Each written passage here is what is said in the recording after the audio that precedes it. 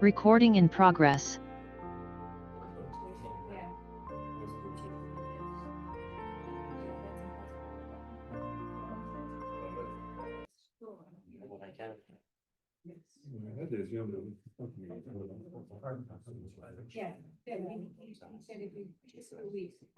Good evening, everyone. This is a meeting of the Zoning and Planning Committee of the Newton City Council. Today is July 9th. This meeting is being both audio and video recorded. I'm Lyle Baker, the chair. I want to recognize the members of the committee who are in the room. The vice chair, Councilor Oliver, Councilor Albright from Ward 2, Councilor Getz from Ward 5, Councilor Kalis from Ward 8, Councilor Krentzman from Ward 4. And also joining us are councilors not members of the committee, Councilor Farrell from Ward 8, Councilor Lucas from Ward 2, and Councilor Maliki from Ward 3. Have I missed anybody? President Laredo is on. And the President Laredo is on Zoom. Thank you for joining us. And Councilor Danbury wanted me to tell you that she's taking her son out for birthday dinner and will be along shortly. Well, thank you. She told me the same thing, but Okay. but that's all right. I appreciate. I was going to mention that, but you're great to fill in. So I appreciate all of you attending, and we're going to be joined during our discussion by several city staff who will be introduced at the time that begins. I just want to say a little bit of background about how we're proceeding tonight, because there's been a fair amount of comment. I'm finding the role of chair is kind of a fascinating responsibility. This is my first term doing it in this body. I've done it in other bodies of the council. But I went back to look at the open meeting law, and the open meeting law is actually very instructive. It says, no person shall address a meeting of a public body without permission of the chair. So it is an extraordinary responsibility, and I've been blessed with lots of advice over the last couple of days about how to exercise that responsibility. And I appreciate it very much. And it's one of those things where you do the best you can with what you've got. And I've had a lot of good advice from people, but I think the basic point I wanted to make is I made in a letter that I responded to a number of people. And I just want to say that it was a form letter, and I apologize to everybody whom I was not able to get back to personally, because I'm still finishing grading my summer school, and also my grandchildren arrived, and I had promised to take them to lunch and spend part of the day with them. So I hope I will be forgiven for not responding individually, but I do appreciate all the counsel and advice that everyone has given. But the basic process that I hope we will follow is that we will take up the docket items and get advice from our specifically on the substance of those items from the docketers who asked us to take them up, but also our planning staff and the Economic Development Commission representative, and Mr. Sisson is here from the planning department to assist that process so that we can figure out what we're doing. But I want to make clear, this is summer, this is July. We don't make decisions generally of high moment in the summer. I think that's part of our process at the council, and we'll have plenty of opportunity for further conversation on all of these items. So I just want to make sure that people understand that this is not the only conversation we'll have. It's really the beginning conversation. So, any questions about that before I get started? If not, the first item on our agenda, let me go to that, is item 8025, requesting discussion on the current state of Newton's commercial office space. This is Councilors Lucas, Oliver, Wright, Maliki, Getz, Laredo, Kalis, Lobovitz, and Farrell, many of whom are here or online, requesting a discussion with the Director of Planning and Development and the Economic Development Director, focused on, but not limited to, new commercial office leases signed within the past 3 years, the current commercial office space that is available to lease, office tenants that have left Newton or have downsized, and strategies to recruit new commercial office tenants to Newton. So we've also been joined by Councilor Wright, a member of the committee. Thank you. So before we hear from Mr. Sisson, I'm going to ask you to pull up your chair. And I've been informed, by the way, for those who are in the room, to please direct as much of your comments towards the green bars there so the public can hear what you have to say. Unfortunately, the sound system here is kind of unidirectional. So while I'm always delighted to hear from you, if you talk to me, the public can't hear it. So at least sort of try and talk both directions if you can. I don't know how you do that. Yeah. Do you want to recognize? Yes, I want to recognize Counselor Lucas, because you're the lead docketer on item 8025. You want to say anything to start us off? Yeah, thank you, Chair. Yes, I have a few words I just want to say, because there's been a lot of noise about this particular docket item. And yes, I am the docketer. And all I ever wanted to do with this docket item was just have an open and honest conversation with city staff who are here in the room and the EDC. And that's it. It's just a discussion. I'm not talking about development. I'm not talking about changing the zones. It's just a discussion item, and that's all it is tonight. But I also want to reiterate what Councilor Baker said, is that it's the discretion of the chair whether or not to allow comments from the public, and he has made up his mind. And during my short time on the council, I've learned a lot from him. And I'm actually a little disappointed in the emails that we have received, because not one of them said that what a remarkable job he has done over this term leading this particular committee. I also want to state that I docketed this item on Sunday, March 30th, and the docket deadline was Monday, 24 hours later. And during that time, I think 8 other counselors signed on to be co-docketers, and I want to thank them for that. But I thought we were going to have a majority of counselors sign up just for a discussion item. So we didn't have that. We have 8 other co-docketers, and I'm ready to have a conversation with staff and the EDC who was present about office buildings in Newton. That's all that this is. So thank you very much, Mr. Chairman. Thank you. Any other doctors want to add anything? If not, then Mr. Sisson, I think you're going to be helping present this, and Ms. Kyra, are you doing that too? I'll join. Okay, can we make room for them so they can sit at the table if that's possible? Facing the green bar.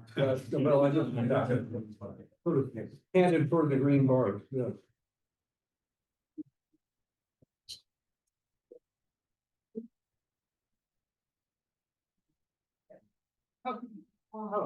Yeah.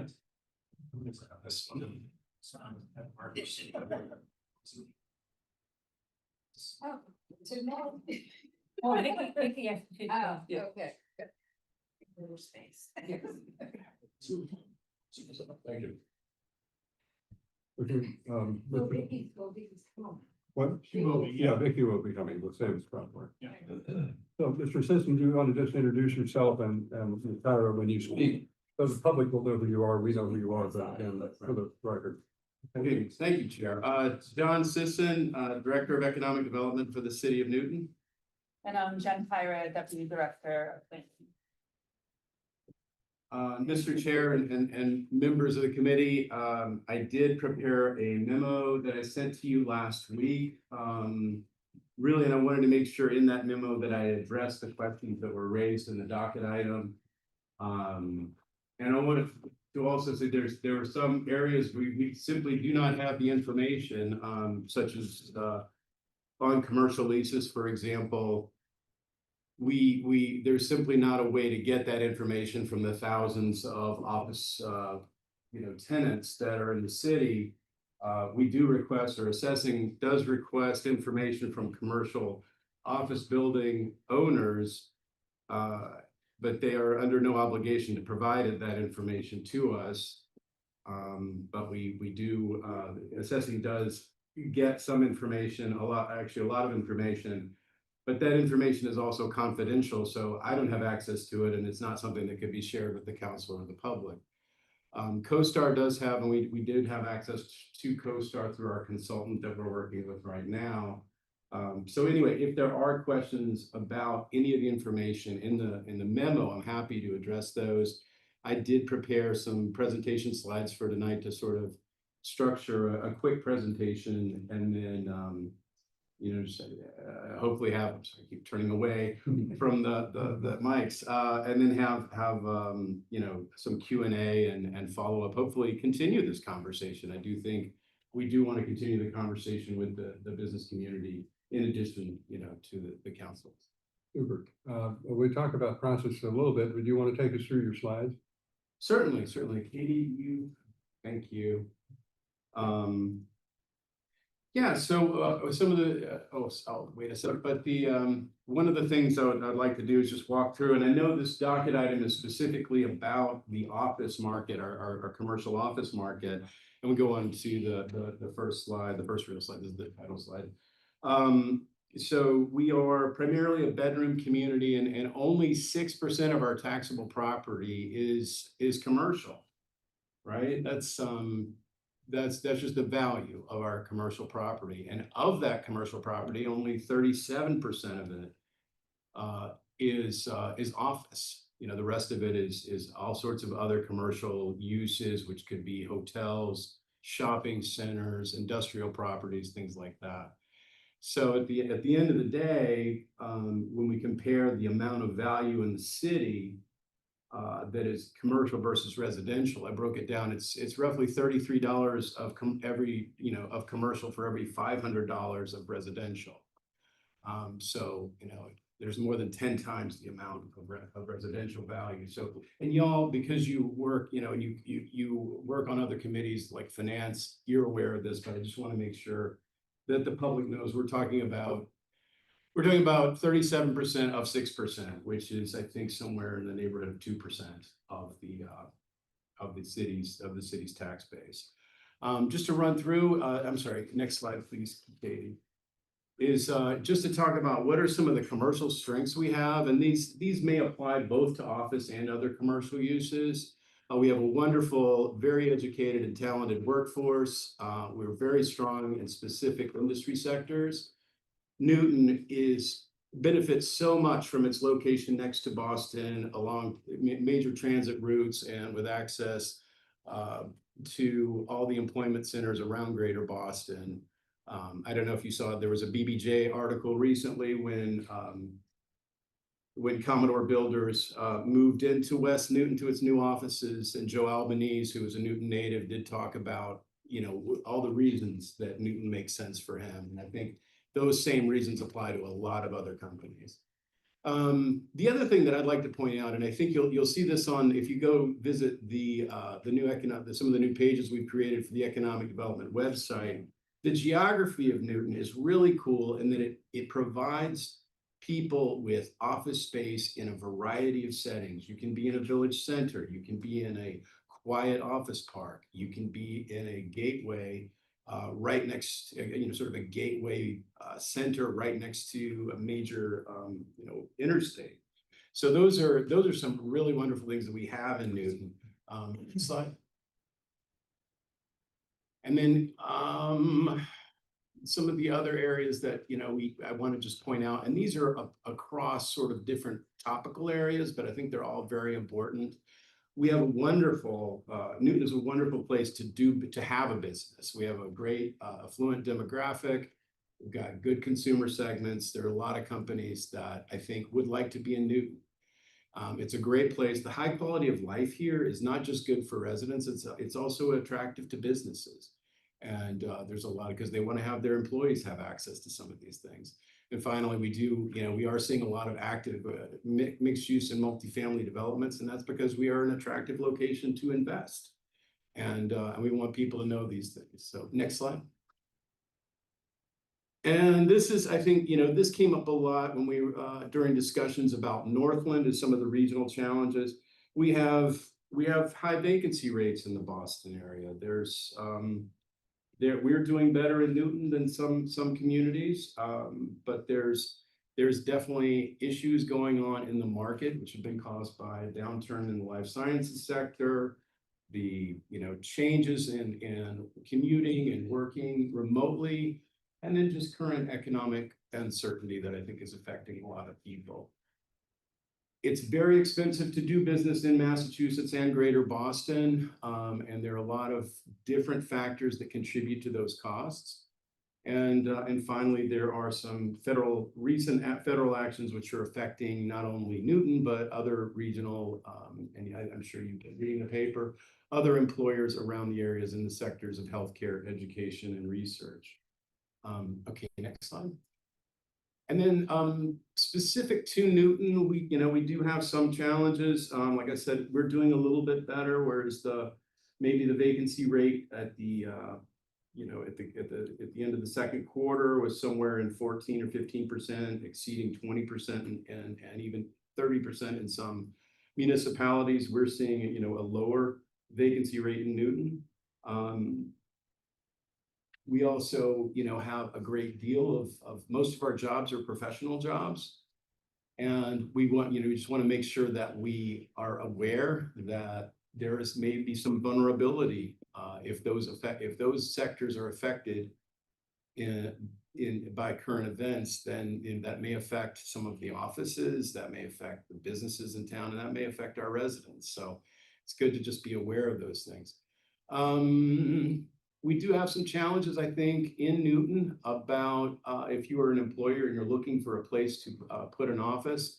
There's a lot to like about Newton, and there are some challenges as well that are regional as well as affecting Newton. I mean, the cost of doing business here, the availability of housing for your workforce, all those things present, factors part of your decision-making process.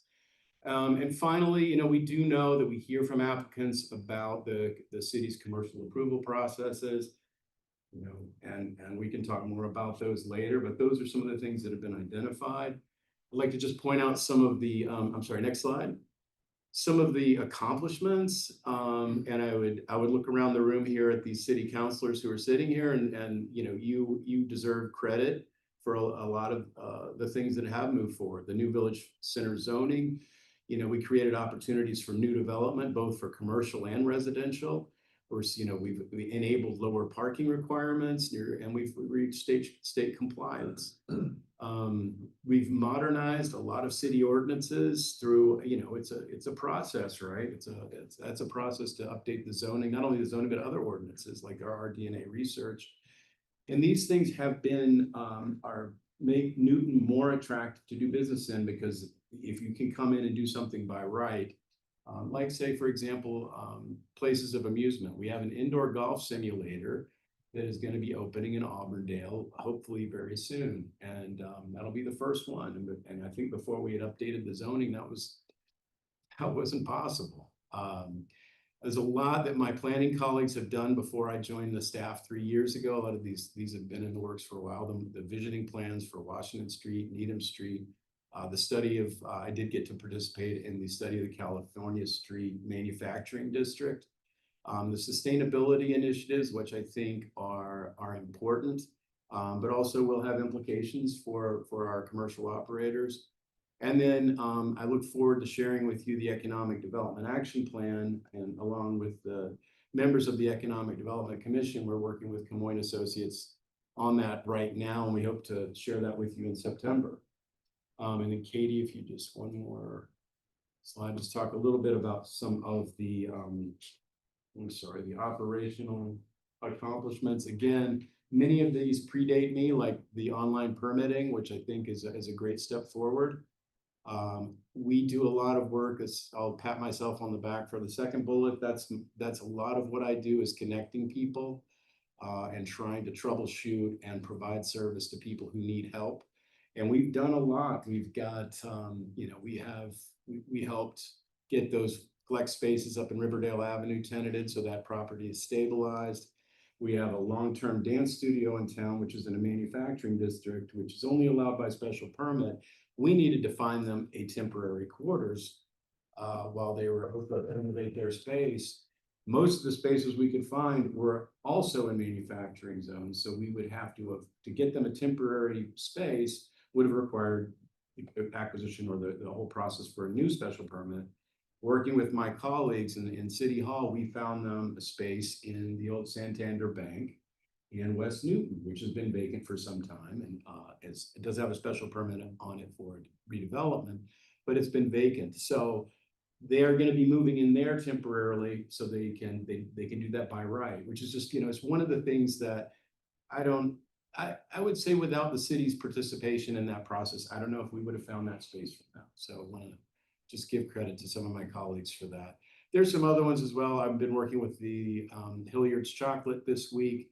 very happy to see them coming into West Newton. They should be having a construction trailer on site the week of July 21st. So if you park at 1 Chestnut Street, you may want to start looking for another place to park. And then the Asian grocery store moving forward in the old Walgreens in Newton Center, we're working with them as well. A lot of other things that contribute to economic development and the health of our office market and other commercial properties is the transformation. If you look at Newtonville and what's gone on there, the Upper Falls Splash Park, all the other places that the city has invested money. I would say in terms of quality of life, all the investment in public buildings is very important. It's part of what people look at when they think about doing business or locating a business or locating where their employees are going to be possibly living here. The state investments, I think it's pretty darn impressive how much state money we are seeing invested in and around Newton. And I won't go through that list, but there are 8 interstate bridges near us. And I know that there are growing pains while some of this happens. And the Newton Commuter Rail Station is another one. So those all deserve a great deal of attention. Next slide. And then I think I just want to talk about some of the stuff we're looking forward to, and those are the opportunities that are ahead. One is to continue work we've already been doing, looking at modernizing some of the commercial use definitions in the zoning ordinance. We know some things that are out there. This is actually one of the working group of the EDC, the Economic Development Commission, is looking at these commercial uses and saying, what can we do to help advance some of these and modernize our ordinance so that it would make it easier to bring some of these things in. We also need to tidy up a little bit. I don't think we're going to see a whole lot of taxidermists, feed and seed stores or stables coming into the city. So we might want to, clean up a little bit. We have another economic EDC working group looking at our application processes. And I know city staff are also looking at the commercial signage process, and we can, I don't think tonight is the night to dig into the weeds of any of those, but these are all opportunities for us to make it easier to do business in Newton. Updating the zoning of certain commercial areas, and really, I think some of that is just helping align the current uses with the zoning with the current uses, because right now we have uses in places that are perfectly fine, although they're non-conforming with the zoning. And that means to do something different there, you're going to have to go back and get a special permit. If we just decide that, okay, it's all right for, say office at the Stop and Shop parcel, which is right now zoned, I believe, for manufacturing.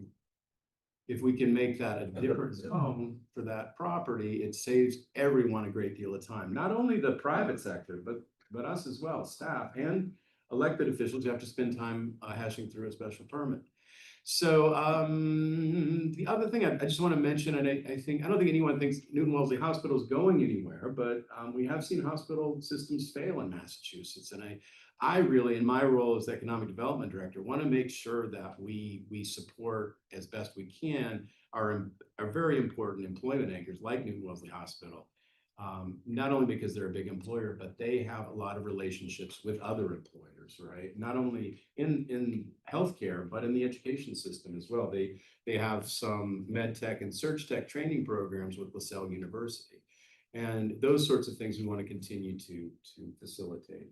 Next slide.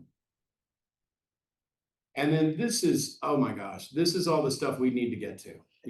There's a long list here. We really want to reduce red tape. NewGov's great. There's room for improvement. We can advance performance through that. We can work better across departments. We can look at new commercial sectors and anticipate where can we can identify what are the uses we want, and how do we attract.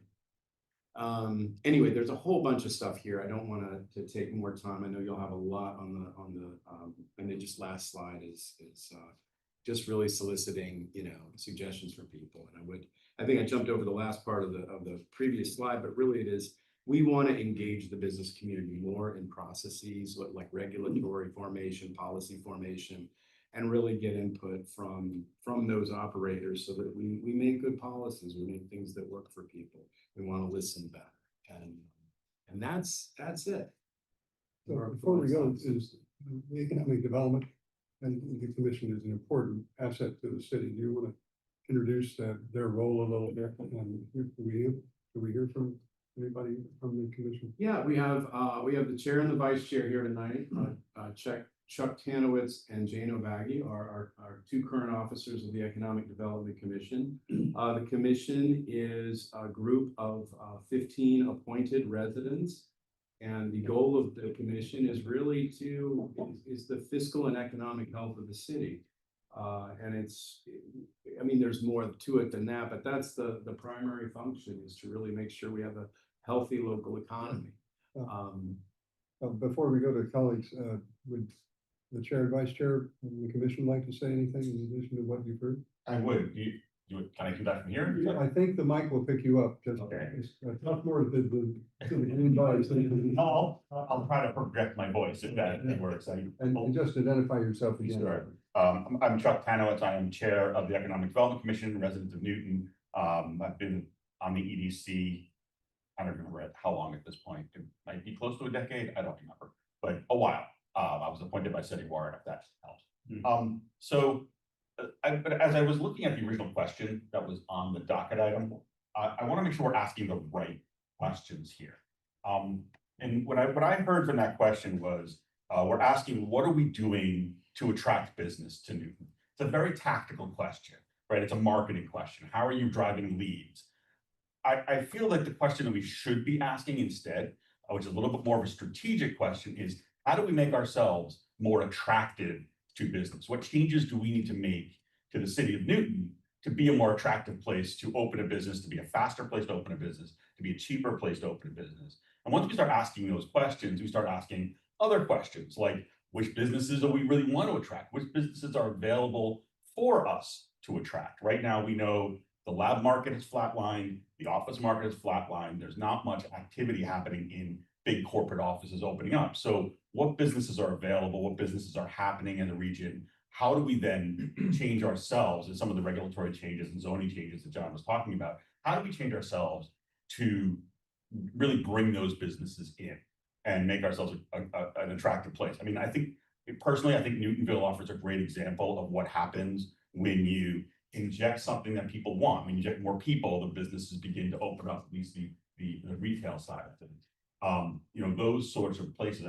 And there are some places that traditionally the EDC has looked at and said, we need to solve some of these. One of them I think you're talking about tonight, and that is parking minimums in village centers, right? By eliminating that, you made it faster to open, we would make it faster. Hold on that. And That's fine. It just is, I'm just kind of giving some examples here of places. Another one, really comes down to some of the existing special permits that are out there that we could turn into by right, especially, and make that an administrative change so that when businesses are moving or rebuilding or what have you, they don't have to come back through city council. That just reduces that complexity, makes it faster, makes it easier. We, as John mentioned on the EDC, we are diving into the permitting and regulations and understanding where do we need to make changes? How do we streamline this? How do we make it faster to get those businesses up and running? And how do we make it cheaper to get those businesses up and running? So that's, so I just want to make sure the questions that the city's asking get us to the right places where we can make the changes that we have control over. the vice chair wants to say anything?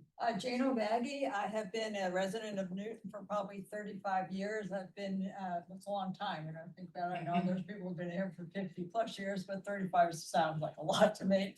I've been on the EDC for about 3 years. I'd just like to echo something that John said. I mean, we really are focusing this year on that operational effectiveness, really trying to look at how processes are done and try to streamline them to make them a little bit more efficient on both the city staff and the councilors, and really try to attract business to Newton, echoing very much what Chuck was saying. So we're glad to hear that the group is so interested in what's going on, and we really want to work with all of you to really kind of affect change whenever that change happens to be. Okay, thank you. Now, members of the committee, I first saw Councilor Albright, and then I'll go to Councilor Kalins. And So, then Councilor Getz. And I just want to make sure my colleagues behind me, that and Councilor Wright, okay? So first I want to say thank you, Mr. Sisson, for the presentation and all the information. I have to say, it felt a little bit like we're a bunch of businesses and you're trying to attract us to Newton, telling us all the wonderful things that are going on here. So it had a little bit of that twitch to it. Smarmy salesman? And you added smarmy. I did. Well, if there's any businesses listening in. It's a good thing. Yeah. That's right. And thank you to the chair and vice chair for the comments about maybe we're not asking the right question, but, and I think you may be right that we need to think more about how do we attract businesses. But I'm not one of the docketers, but I do think we should, I think your assumption that, lab has flatlined and office has flatlined, but I'm not sure that the members of the city council agree with you that office has flatlined. And I think we would need to spend a little time on this docket item, understanding what has happened to the office market. And it may not be, from your points of view, the most productive part of the conversation, but I think we really do need to address it. I'm speaking on behalf of the docketers who I think were asking that question. So, so that's really what I had to say. I think there's a ton of stuff that you've raised that we should be looking at, and we may need to create a different docket item because that one's not really, that's a good one, but that's not really what the docket item is. So we may need to modify the docket item a little bit, but I It's a think- great let's see where the conversation takes, but Yeah. Councilor Kalis? Yeah, thank you. So, when I saw the docket item, I was very excited about it. So I thank Mr. Lucas, Councilor Lucas, for docketing this. I think too, well, first of all, it was a great presentation. I noticed that you love at least 4 bullets on every slide. So, but the content is good too. The question to me, is all about attracting and retaining. To me, those are 2 separate things. So to your point, I'd love to separate these out. One that is attract, one that is retain, so we can deep dive into them. But my question really is, beyond the 2 things that Mr. Tanowitz just outlined, what items, what ideas do we have? And what are other cities doing that we should be doing? Is there anything top of mind that you thought of coming into this, or is that for later? There are things that other cities do, and not only in Massachusetts and New England, but everywhere, that are, say, more business attraction. Some have $4 million annual budgets for marketing. I don't see, Newton or any of our sort of neighboring communities making that kind of play, simply because we have a lot of competing interests for city dollars. So to that point, that's the study, because when you attract more and you get more in, demand goes up, and you're actually going to pay for it with taxes potentially. So that analysis has to be done. Like, if we're attracting these more, then that might pay for a $500,000 budget that we don't have. It's possible. I won't speculate. I think one of the things that I look at just with my, what is actionable given our current level of staffing, given our current budget, is to focus on the things that we control. I don't, inviting, attracting businesses here and then having, and I don't think this would affect most office holders. I think there is definitely a conversation to be had about business attraction and trying to strategize on that, maybe not looking at sectors, but looking at different stages of business development. So if you have businesses that are in incubators in Cambridge and they need more elbow room, why not here? We're very close. We got the same talent-based primary, more or less, and we have wonderful amenities. So I think there's a lot to be. There's definitely an area to do some research there. Again, just going back to what is actionable, what can I accomplish in my role with the City of Newton? I focus first on what can I do, what can I accomplish, and I think for me, I want to make sure we not only have our welcome mat, dusted off and the front porch swept, but I want the front door open. Right now, I sometimes am not sure if the front door is going to be open when, is it going to trigger a special permit? What about the parking requirements? Those are questions, I want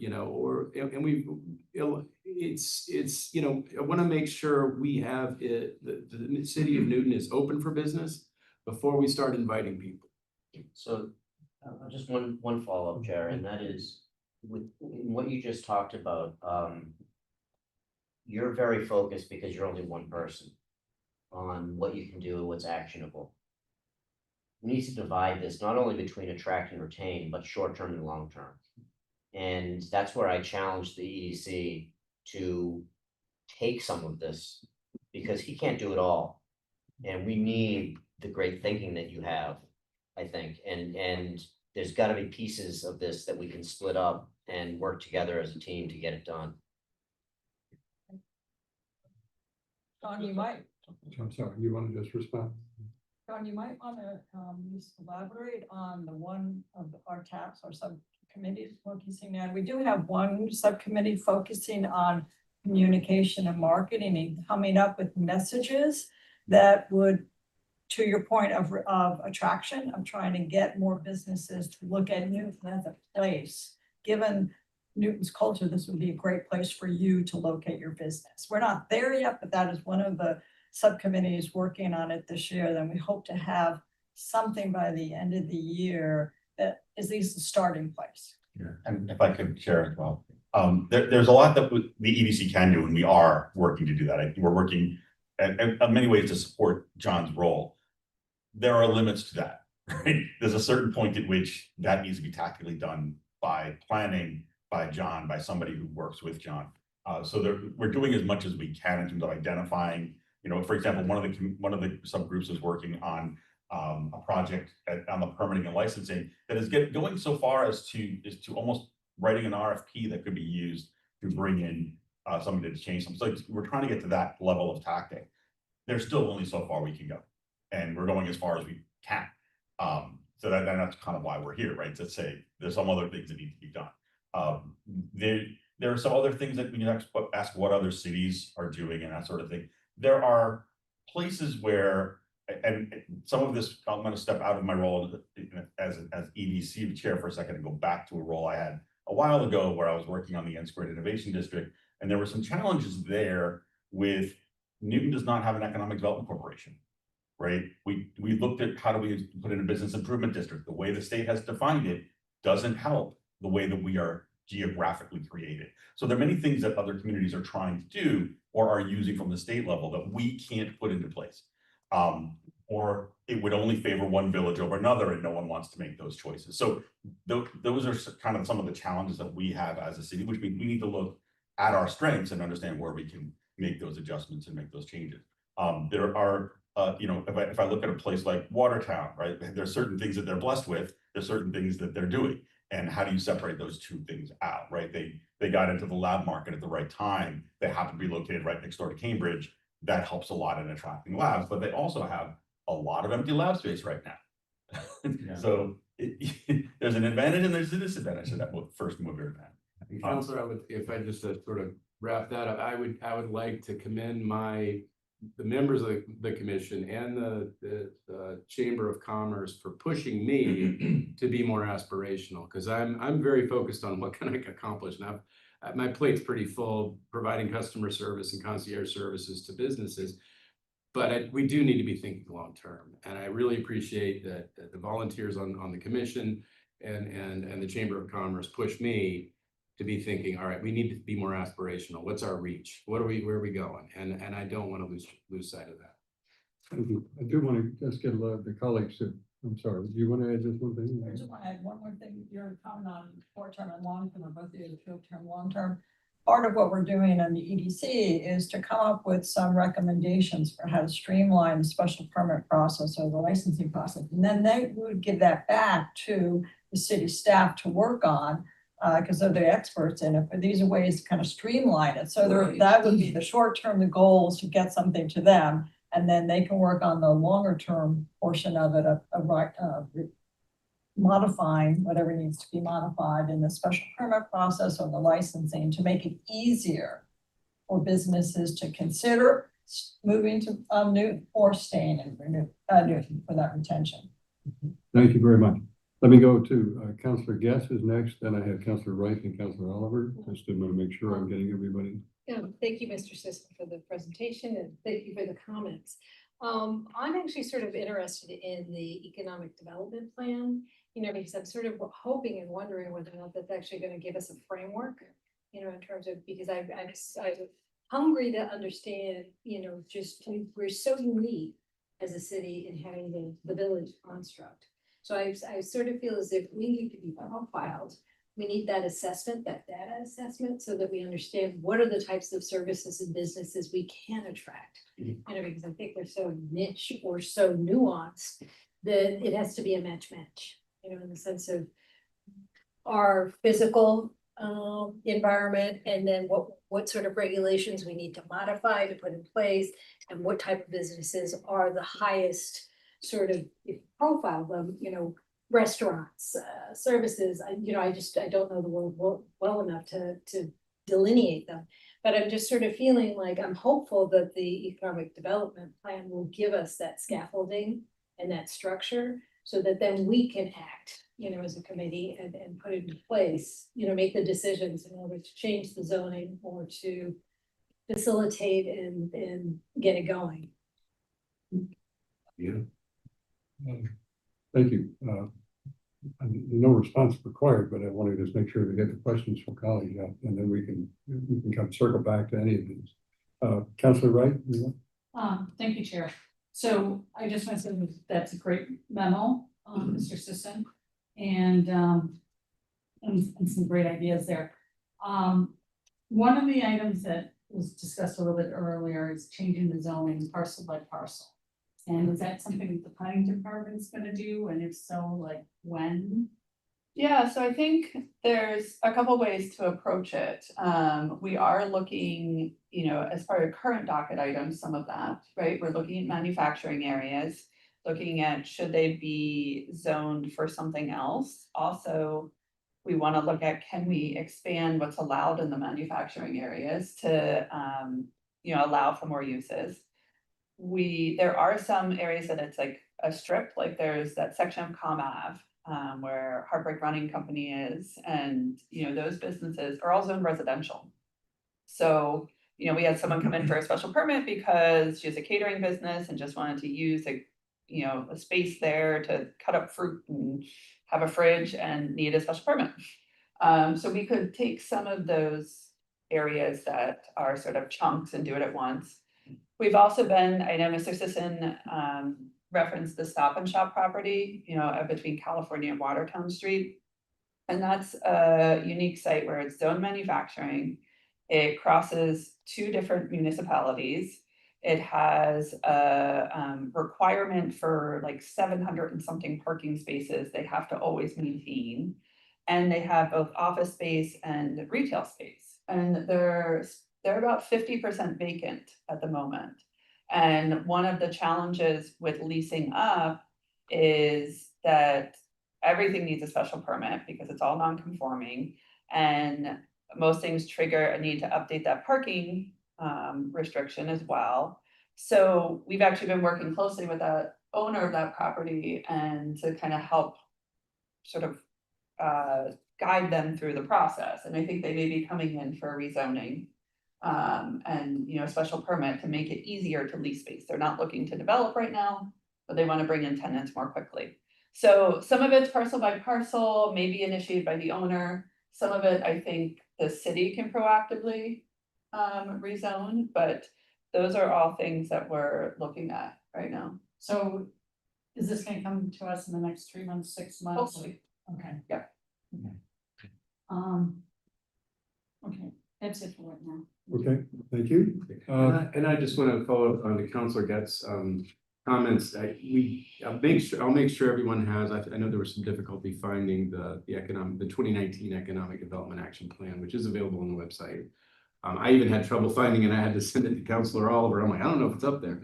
We've been revising the site and sometimes there's oversights, but it is available. I would say, and I think I responded to a query from Counselor Wright along these lines of when the 2019 report came out, the world immediately changed with the pandemic.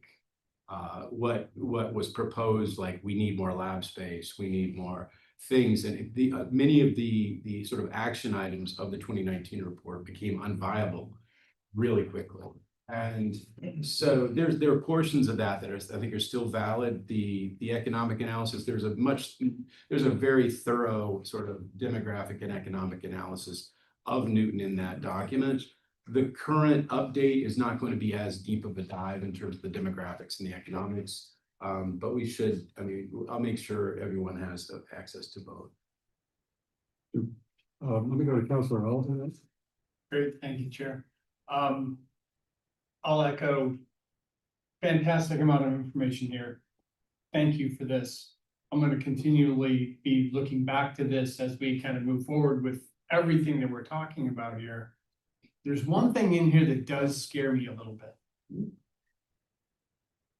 Amongst others, but there's one in particular I wanted to talk to. Somehow we have to figure out, in my humble opinion, how are we going to get more data? Because if we don't do that before we start changing things, we're not going to know if anything's working. Other than some anecdotal feedback here and there. And I'll speak for myself. I'm not comfortable making, major zoning changes until or unless we have a sense that, hey, we're going in the right direction here. We're getting what we want. And we're getting what we want for the most part. And if there's a miss here and there, we can tweak around the edges or whatever we need to do. But I do think that that is going to be, at least from my perspective, a cornerstone of the conversation that I heard from EDC last night. Apologies, I couldn't be there in person, but I did scrub through the meeting this afternoon, best I could given some of the audio challenges. But I think there's a lot of good information that you guys are working with. And I always butcher their name, but is it Camion? Camoin. Okay, see, I did it again. Camoin. All right. So I do think that that's the right path. But before they get to the 5 projects or, what was the construct, the 4 goals and then the make themes and then the projects, I guess, is the roughly something. Yeah, I think they want to align. I might butcher the numbers and the names, but I do think we need to figure out the structure. I think the Councilor Kalis brought up a couple of really good points.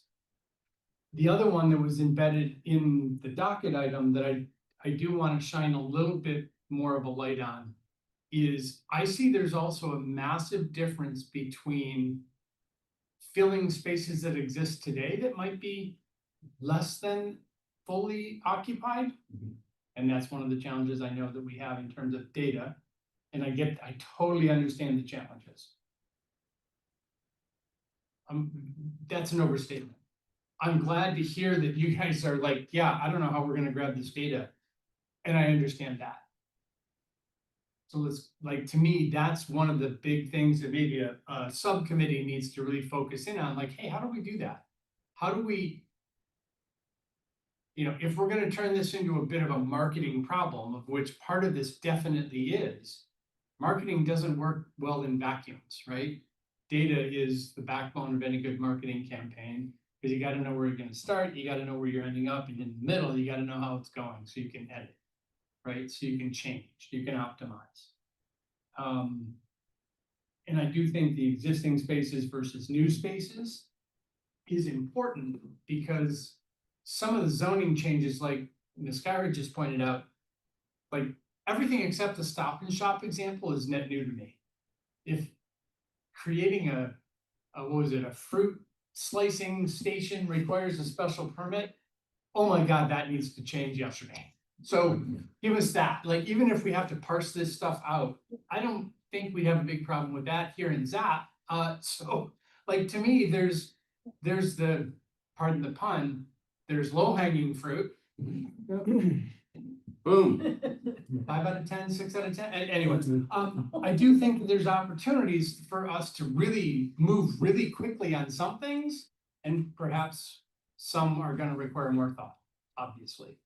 Stop and Shop being half in Watertown makes that one a little bit of a challenge, or a lot of challenge. But I'll leave it there, but I think the last thing I really wanna say is, and I know I've said this out loud, I know we've had this conversation, I'm begging to be part of the conversation, the solution.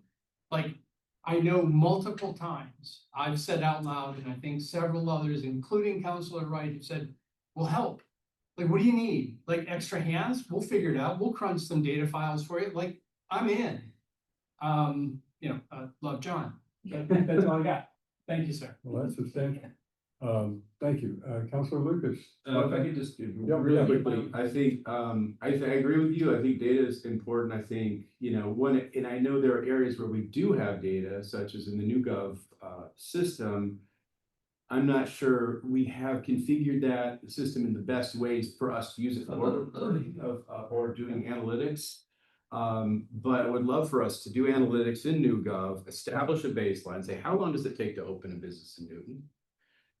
If we know that, then we can start improving on that, right? We can say, where is this falling? Where's the delay, right? And so that's really good use of data. I think what I struggle with a little bit is with the vacancies in a commercial property, and we have, I'm not sure, we can do maybe some interviews of the brokers. We can do more, maybe some qualitative, inquiry and figure out why. Why is this? And it may be the market. It may the numbers I got from CoStar today, we're doing better, much, but we have a third the amount of vacancy Watertown does. Granted, their inventory just, blew up. Waltham, it's almost, I'm gonna say this, silly for us to compare ourselves to Waltham. The amount of square footage in Waltham versus the amount of commercial office square footage in Newton, it's not even Bush League to Major League. It's peanut league to Major League. So but yeah, so I agree with you. I think, there are opportunities for us to use really good data and do analytics. I don't have trepidation about, pursuing some of these things as long as there's a good process in place. So. Good point. We're going to talk more about that, but let me get Councilor Lucas. Thank you, Chair. So I docketed this item based upon two things. The first thing was when I was driving around Newton earlier this year, no matter what village you're in, you would come across some office building and there would be a sign in front, vacancy or space available for lease. No matter where you go, Newton Corner, the Chatham Center building next to the Whole Foods, there was a small office building I saw in Auburndale on Lexington Street, everywhere you go. And then the other reason was Norfolk, because that was a big amendment to their original special permit. And it was approximately 190,000 square feet of office space, and they only maintained, I think, like 5,000 of it. And with the whole Northland thing, Camoin did a very good report, I think, and I read it multiple times, and I just read it again today. And I just want to highlight a couple of things in their report. I just want to make sure we are prepared. And it says, for leases signed prior to the pandemic, longer-term leases of 5, 7, or 10 years were common. This means that many of these pre-pandemic uses have come due. These businesses will evaluate their leasing needs and may choose to downsize, following in the path of other companies whose leases have expired in recent years. And then it goes on and it says it would take a minimum of 6.4 years to reach 2019 vacancy rates in the local market area and 9.6 years in the Boston regional market area as a whole. So it basically says that the office market right now isn't doing so hot, but 6 to 10 years from now, watch out. I mean, that's what I get from Camoin. And I just want to make sure we are prepared to identify the companies, particularly maybe ones in Boston, that are looking to downsize. That, you know, they were at 50,000 square feet, they only need 10,000 square feet. Are we prepared to, can we identify those companies? And what do we have to do to get them to Newton and to go, you know, like you said, you know, how do we attract, or how do we make ourselves more attractable? I think you got it right, you know, I think we both got it right.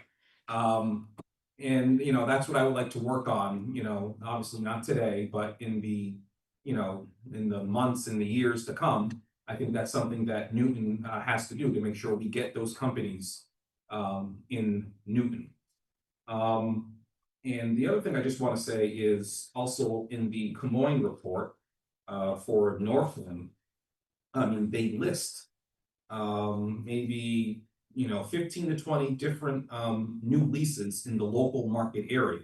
You know, Needham, Watertown, Waltham, Wellesley, you know, leases, direct leases or subleases, anywhere from 5,000 to 80,000 square feet of office space. This is just in the last few years.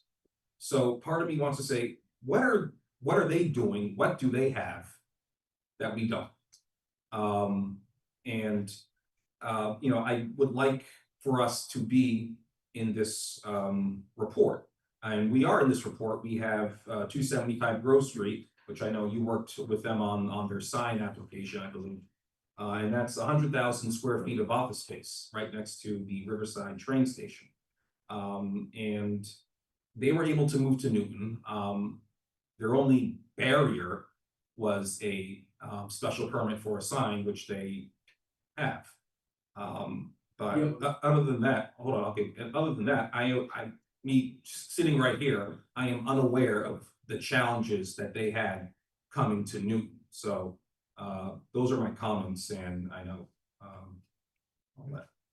Yeah, I don't think the special permit on 275 Grove Street had any bearing on Global Partners and whatever lease they negotiated with the property owner there. The special permit was did affect, I think, the cafe, the Kendall Kitchen, and the entrepreneur there. And I think that, you know, that is a Class A office, and Great One Realty Partners, in order to remain as a Class A office and attract the type of tenant that they want, they have to have a gym, they have to have a cafe. And so I believe they were figured out arrangements to make sure that cafe could stay open. But as for, I don't think that the Global Partners or any sort of office user like that faces challenges coming to Newton. But it's a buyer's market. You know, I think Great One Realty Partners made it attractive for them. I don't know how. I don't know what the negotiation was.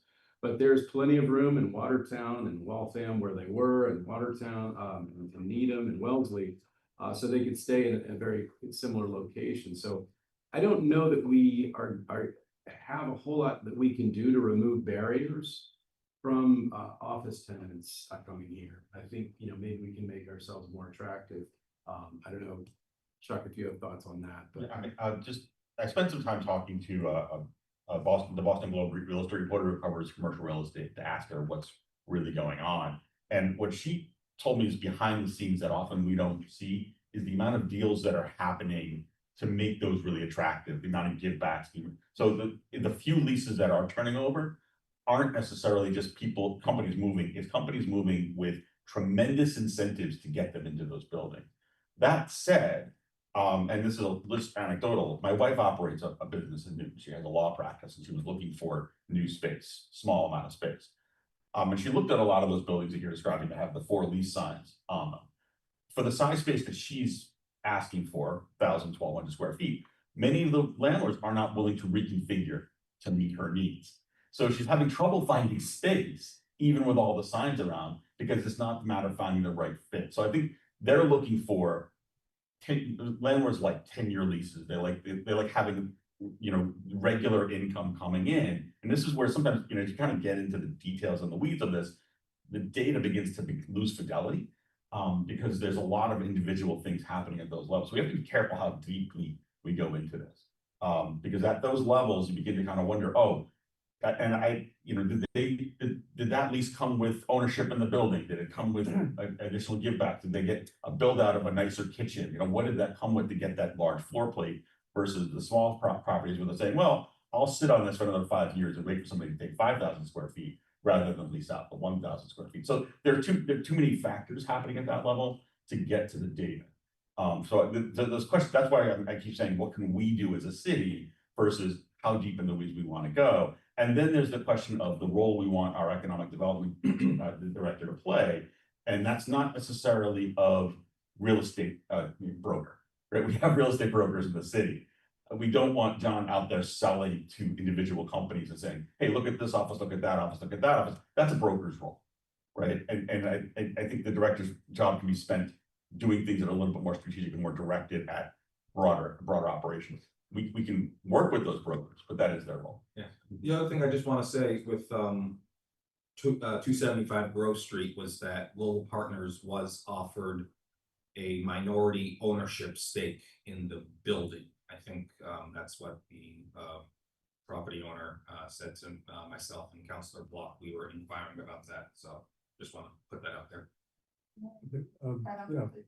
I think one other thing too is if we do want to compete with Watertown and Waltham, they often have less process. So I think there's a lot of value that comes from the special permit process. But if we really want to be competitive, I think we need to take a careful look at what else can be by right. Most of our office buildings or commercial buildings have existing special permits already. So any changes are requiring it. I mean, 275 Grove got their sign, but they had multiple public hearings to put up a sign. I know. On a major office building. There's more that we could do. Wells Avenue has the deed restriction. So you can't do hardly anything there without council approval per the deed restriction. The minimum open space requirements mean you can't build much more there or expand. Our height limits on buildings, all of these things are making it less predictable. While you likely would have support for these sorts of uses and these sorts of developments and ultimately get approval, when you're comparing a process that you don't know how long it will take and what the outcome will be versus another community that says, come on in, move right in, by right, or administrative review, that tips the scale sometimes. So I think we can take a harder look at, are we matching the level of regulation with the potential impact from uses as well as what we want to incentivize and what we want to see. So when Councilor Wright wanted to follow up, and I have a comment myself. Thanks. In the last couple budget sessions, I don't know if I did this year, I always ask for more money for DDC because you do so much, but it's still not enough. We could use more people on helping out with the city. I just have a question when you brought up about vacancies. So Walgreens was vacant. It's prime real estate. We passed, the VOCD. They could subdivide that lot into, they got access on 2 different roads, all by right, 5 stories. A year or 2 ago, or maybe 3 or 4, in ZAP, our consultant took a look at it and 3 stories with not underground parking was feasible there. So it sat empty, prime real estate sat empty. I think it's because Walgreens was paying the lease and now they're just putting in, which I'm happy they're putting in a Chinese grocery store, but that'd be great on the first floor with housing above it. What happened? Why has that fallen down like that? I mean, this was just a great place to make it work there. Yeah, no disagreement on that. Love to have the Asian grocery store, would love to have some apartments above it. That's a small thing, that property. There's a wonderful article that I will be happy to share with committee members that's actually written by a former staff member of planning department who was here about 15 years ago, a guy named Seth Zarin, who has gone through and is now a commercial real estate developer in the Providence area. And he's got a wonderful article on his Reddit called What's with All the Vacant Storefronts? And he digs into many of the reasons that there's not one, there's many reasons. Sometimes it's the cost of tenant improvement. Sometimes the cost, you know, they're getting cash flow off of it and they don't need anything right now. So I can't speak to the motives of individual property owners. I will say I've been very gratified by our relationship with that property owner, who's been very helpful in terms of providing, allowing employees of other businesses to park on his lot while the city was resurfacing the public parking lot in the Triangle. And I think, you know, we'll see some real improvements there. That building has not been renovated in probably 35 years. They did not pull their permit until after, you know, so we've got the new stretch code, electrification. So that building is going to be much, much improved. But I agree with you. I think sometimes the size of the floor plate, for example, I don't know exactly why the CVS in Newtonville has remained open as long as it did. I think the size of the space was just a challenge for many businesses, as is the case, I believe, for the what was once Debbie's Petland just up the street, which is adjacent to the Village Bank branch there in Newtonville. We are aware of those buildings around the city and would like to do more to address vacant business, vacant storefronts, and encourage more. I don't know what the answer is. I think a lot of times it may be specific to that property and that property owner. Yeah, I think it's a big undertaking to develop that site, right? And I think the property owner, it just wasn't, you know, what he's looking to do right now. I think we're still hopeful that someday we could have an Asian grocery store on the ground floor and housing above it, and we've talked to him about that. But you know, not everyone is up for the task of, you know, a new development. And the Walgreens had such a strong lease. I mean, he couldn't get the grocery store in there sooner. They tried, they were hopeful, but. Yeah. Any other members of the council? Councilor Elmore. So what, you know, in Newton Center in particular, right, we've seen a little activity with VC in Newtonville.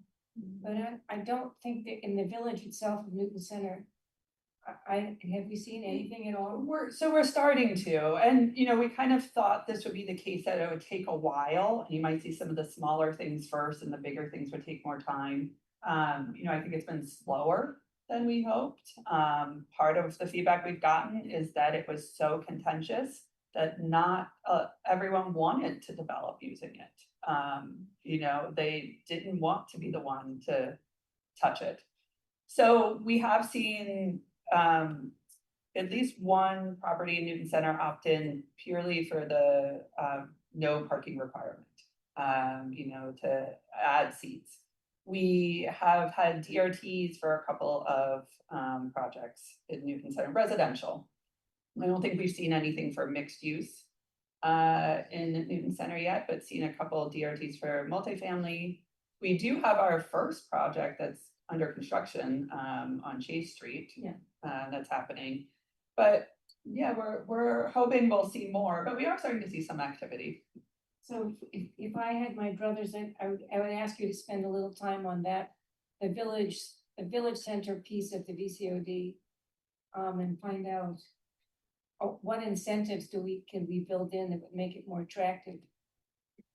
There's not that much happening really in any village, and I know it's soon, but still. Starting to see, yeah, you know, we're up against a really challenging economic climate. Yeah. You know, it's for those larger projects, it takes more time to get the plans in place, to get the financing in place. So we weren't really expecting to see anything before now, just because you need that time to get up and running. So we're starting to see some things, West Newton, Newtonville, Newton Center, some New Highlands. The MRT seems to be the first one that seems to be working relatively well. Those are also the smaller projects. They're a little easier to get out of the ground faster. But yeah, no, we're still hoping to see more, and we're talking to those who are looking at those sort of larger multifamily or mixed use sites to get their feedback on the zoning and what is a sort of stumbling block for them, what is challenging for them, what are some things we may want to go back and take a closer look at. So, it's been about an hour on this already, and I want to move to the other items because the night is not, isn't it, for availability. What I would like to do is to ask the department, Mr. Sisson, to reflect on the conversation we've heard, and I'd like you to do some outreach to the Chamber of Commerce. You've indicated that, and also the Economic Development Commission to think about responding to Councilor Lucas's initial comments, but also Councilor Albright's point that at some point we need to have a docket item that reflects a specific response by this committee. It's good to hear from, of sort of the context of what is going on, but ultimately this committee deals with the zoning code. That's our response. And I've heard it's the zoning, particularly the fact that some properties that are commercial have existing special permits that basically require them to continue to play in the special permit sandbox as opposed to coming in the as of right gate. And so I would hope that between Mr. Tenowitz and your committee, the EDC and Mr. Sisson, that you can consult with the chamber and others to see what recommendations we may not be able to get to this term because it's the public hearing time what we have is going to be brief on this term, but we've got a new term coming up where we might be able to come back to the committee and the council with some specific amendments that would enable things to move along the lines that you've indicated would be desirable. Because again, we can't get into the weeds of individual leases and the givebacks and all of that's on the negotiation that, and their macro part of economic factors of work that we can't affect. What we can affect, as I'm hearing it, is what does our own process require? And are there places where we can streamline our own process to the benefit of the city? And it would be useful to have those come back to us through your office, or even if there are members of the committee who want to participate in that conversation, so that we have something to act on, at least a docket for the new term. And because I would like to see us not just have this conversation be, well, there's some things that are out there we could do. We might be able to do some things out there. So I don't know if that's appropriate. Councilor Campbell? I was just gonna say, in respect, I think that might be short-sighted. I think that we should move no action necessary and redoct something that is specific about short-term, long-term, attracting and retaining, separating them out. Or it might be 4 items, and this is for the whole committee to think about. I just don't know, but I want to make sure that we're focused on everything we just talked about. And it might be 4 items and then we follow all 4 of those, or it's 1 item with those specific things that we focus on instead of just, as you just talked about, maybe it's near-term zoning, because then I think the actual feeling of this dies. Well, thank you for that clarification. I'm not sure I agree with that's all we do. Just the question is, what can we do that's actionable? That, as I've heard, specific constraints, the constraint that I've heard has been one of the largest is the special permit requirement that exists on existing commercial properties. It seems to me that's not the only thing we can do, and docket And it might be we pursue that and then we'll redocket something that is maybe another item. Sure, and I don't mean to be exclusive about that. I'm just saying that what I would hope is that we don't have this conversation just be a conversation that dies. So I would like specifically outreach to the chamber because I know they wanted to participate, but because of the constraints we have, I've indicated that's not possible tonight, but I do want to have them involved. So, okay. Any further conversation? I mean, you want to do no action necessary on this? I'm certainly happy to do that, but I do think that the premise of what you've indicated is there will be supplemental docket items. Right. That's what I'm saying. So that's why I just don't want the report to indicate there's no action necessary. Oh, right.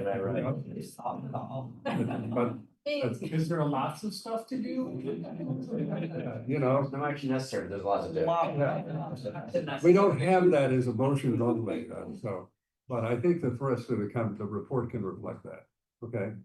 Mr. Citizen, do you have anything you want to add before we close this? particular I item? appreciate the comments and I appreciate the input. I would offer, anybody wants to grab coffee and talk this stuff, I'm happy. As my colleagues know, I drink a lot of coffee. I'm always open to drink more. In terms of docket items, I'm not gonna make any suggestions, but it occurs to me, we do have a working group and the vice chair of the EDC is working on that. It is really focused on identifying, and this committee's already done many solutions of specific commercial uses that we might have a lighter touch on in a regulatory sense. And that group might be able to submit to this committee a list of their findings when that's completed.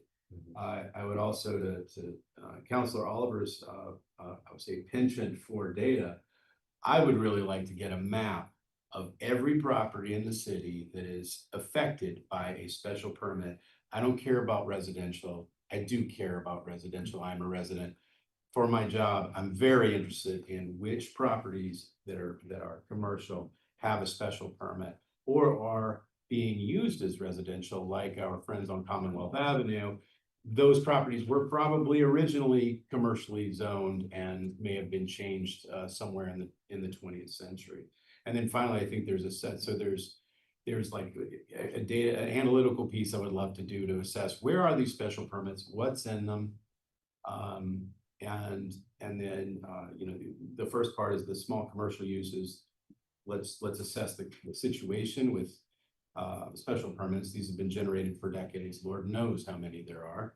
And then finally, having maybe perhaps coming on the heels of the publication of the update of our strategic plan is having a docket item related to the sort of long-term goals of that. So I would just say, I sort of see three branches coming out of that. Well, I hope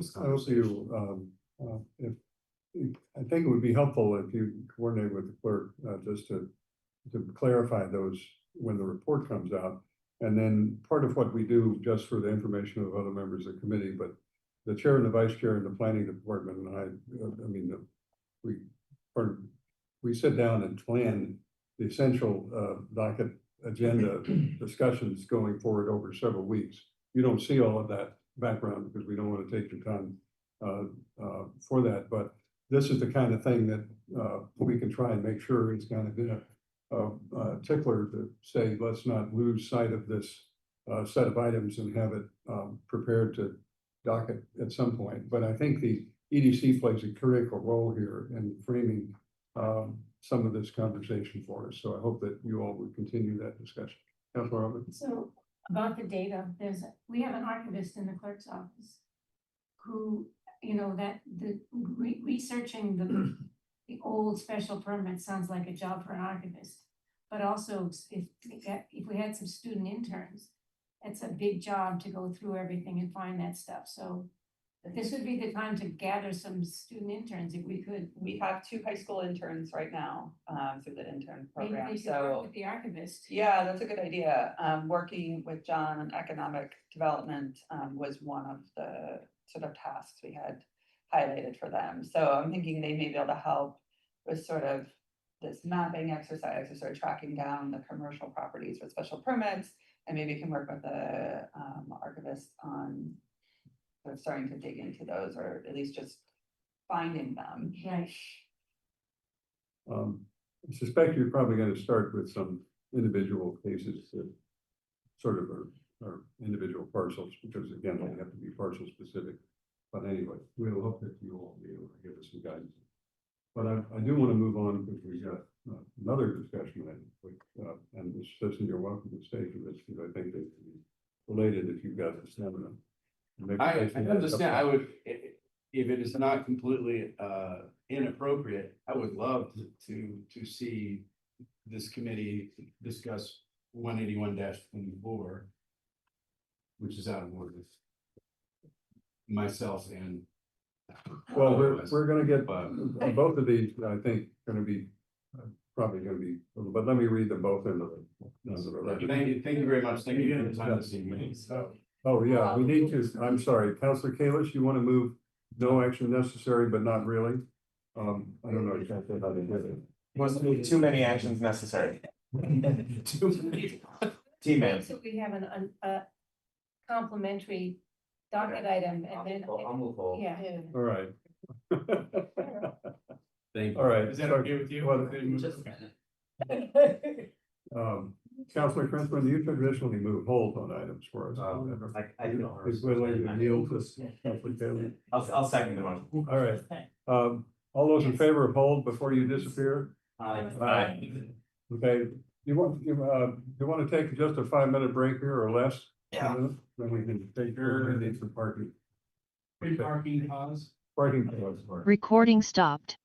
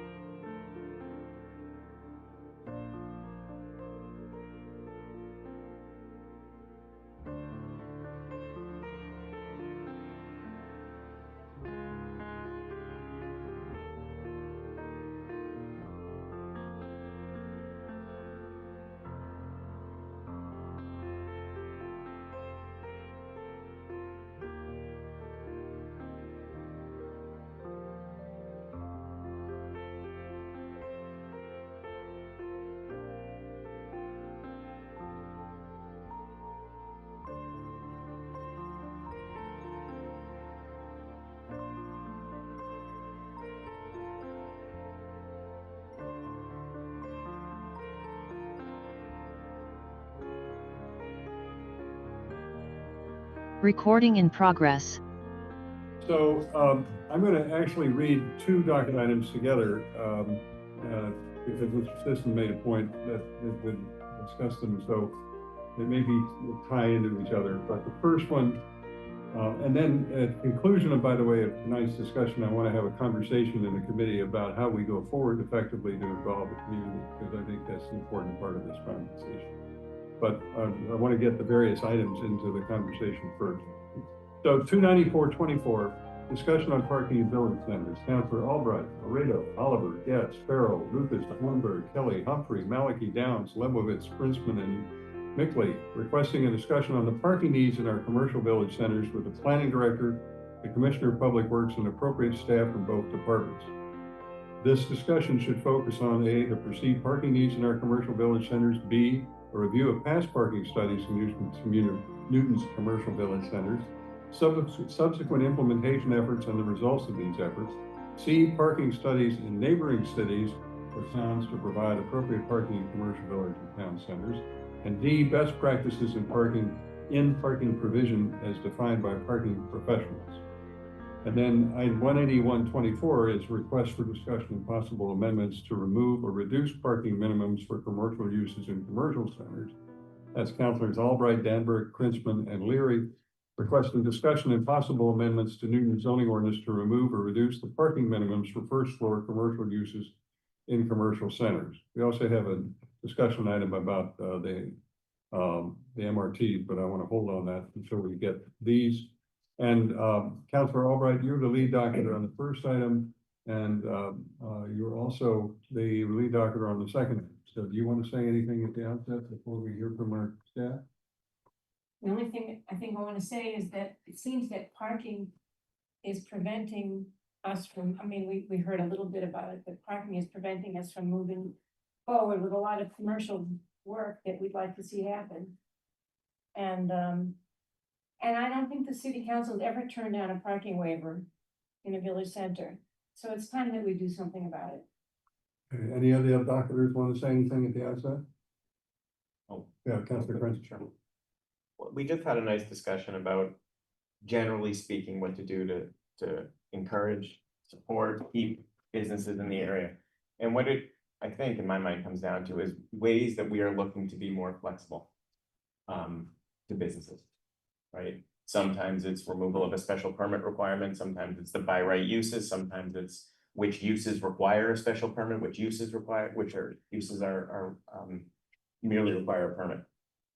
And one of the ways that I think, more generally speaking, that it is safe for us to be flexible without risk of grand, wholesale changes that people are sort of afraid of in and around the city, is, as you said, parking, because we still allow our businesses to determine the parking that they require. I was thinking about it a little bit today, and we want our businesses to be successful. We want our businesses to have the parking that they need so that people can come to those businesses. The only ones who want those businesses to have adequate parking as much as the city does are those businesses. The only one who possibly wants it more are those businesses.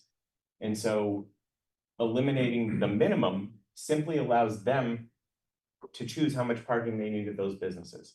It doesn't prohibit them from having parking. It's on the other end of the spectrum, it doesn't require them to have unnecessary parking. And so to me, it seems a viable flexibility that simply supports businesses without any real risk of harm to the folks in this community or harm to the businesses. Thank you. Now, who's going to present? Ms. Kara, you're on? Yeah, so I am going to present on both items. I don't know if you have a preference where I start. Well, which would, from your perspective, be easier to start? Good question. So they're two very complementary docket items, but with very different approaches to how we look at them and how we manage them. So you have the public side of parking and the private side of parking, essentially. And so the first docket item that was on the agenda is the broader discussion of the public side of parking and our parking in village centers. Our plan was just to present some sort of background information and sort of have this be a very initial discussion, because our partners in DPW very much need to be a part of that discussion. We're limited in their ability to be here tonight. But that's very different than how we look at the zoning requirements for commercial parking. And so I have slides for both, if you want to. I think it might help just to understand that if we do start with the public and then we will move to the private. And then understanding that DPW may need to be part of a subsequent conversation. That's good. So the first one here then is really thinking about the private side of parking, the public side of parking. So looking at our parking in village centers. And like I said, this can be a very big topic and an important one. And we wanted just to sort of start the conversation tonight get some feedback on where, kind of scoping conversation, where the committee thinks we should be going and what we should be focusing on, moving forward. So this is a docket item, as you know, the chair just read. We're gonna talk a little bit about what exists, how it's managed, and what are some of the goals. So in the universe of parking in village centers, there's the public side of parking, which is what the rest of this presentation will focus on. And that's our public parking lots, our metered street parking and unmetered street parking. And this public parking is vital to the success of our village centers, that we have availability and also that we're managing it well. On the flip side is the private parking. And so this is sort of what the next piece will be about, is those are those private parking lots that are really only available to customers of that establishment. We don't have much of this in village centers. Much of our village centers developed prior to, being oriented around the automobile, as well as prior to zoning requirements. So on the public side, just to give you sort of the landscape of what we have, the city has 13 municipal parking lots. They're all located in village centers. 11 of them are metered. We're enforcing meters Monday through Saturday, 8 to 6. Our rates have been the same, I think, for quite a while, 75 cents an hour for short-term, 50 cents an hour for long-term parking. In addition to those public lots, another really important piece is the on-street parking. So every village center has some combination of, metered spaces, unmetered spaces, and then a whole variety of regulations that vary by village center, by street, by block, of whether it's resident only, whether there are certain hours you can't park, whether you can only park for 2 hours, whether you can park for 2 hours unless you're a resident. There's a whole combinations of how those are regulated. There's also things like where employees can park, and I'll talk a little bit about that as well. So some of the tools for managing public parking. Duration of parking is an important one. So you want to find the right balance of short-term, long-term, and then loading, pickup, drop-off. So, recently in Newton Center, I know the Traffic Council extended some of the parking from 2 hours to 3 hours, because some of the businesses felt that 2 hours wasn't enough. People were going to eat, they were also shopping. So it was important to have that 3 hours. The long-term parking. So we see long-term parking being used for commuters, for employees. And sometimes we have both long-term parking and then employee parking where they can park longer than the standard 2 to 3 hours. We also, to have successful businesses, really need to account for loading spaces or pickup, drop off, for those sort of very quick spaces, a 15-minute only. Both the businesses themselves need to be dropping things off. They need that loading access, but customers also often want to just run in and pick up food and go, or very short term. The other tool for managing parking is cost. So you can, kind of regulate turnover through cost. And you may want those more central spaces where you want higher turnover, because that's where your customers are coming and parking and accessing those businesses to have quicker turnover, which typically has higher costs. And then maybe further away spaces are cheaper or free, and you're encouraging people who are parking more long-term to park a little bit further out. Through all of this, you also need to be paying attention to where there's accessible spaces, because you still, even with all of the different ways to sort of manage the curbside, we also need to make sure that we are providing those convenient, accessible spaces for those who need it. The other thing is through the designation parking. Is it resident only? Is it employee only? Do you need a permit, etc.? Like I said, employee parking, we have a couple of programs to address employee parking. Newton Center and Newton Highlands are the examples. Newton Center, it's free to get a permit, but then you can park at designated meters long-term. So meters that would otherwise be short-term, employees can park there long-term. They just have to pay the meter for that whole time. In the Highlands, it operates a little bit differently in that you can purchase a permit to park on nearby streets that otherwise would have, you know, resident only or, you know, limited parking just at certain hours.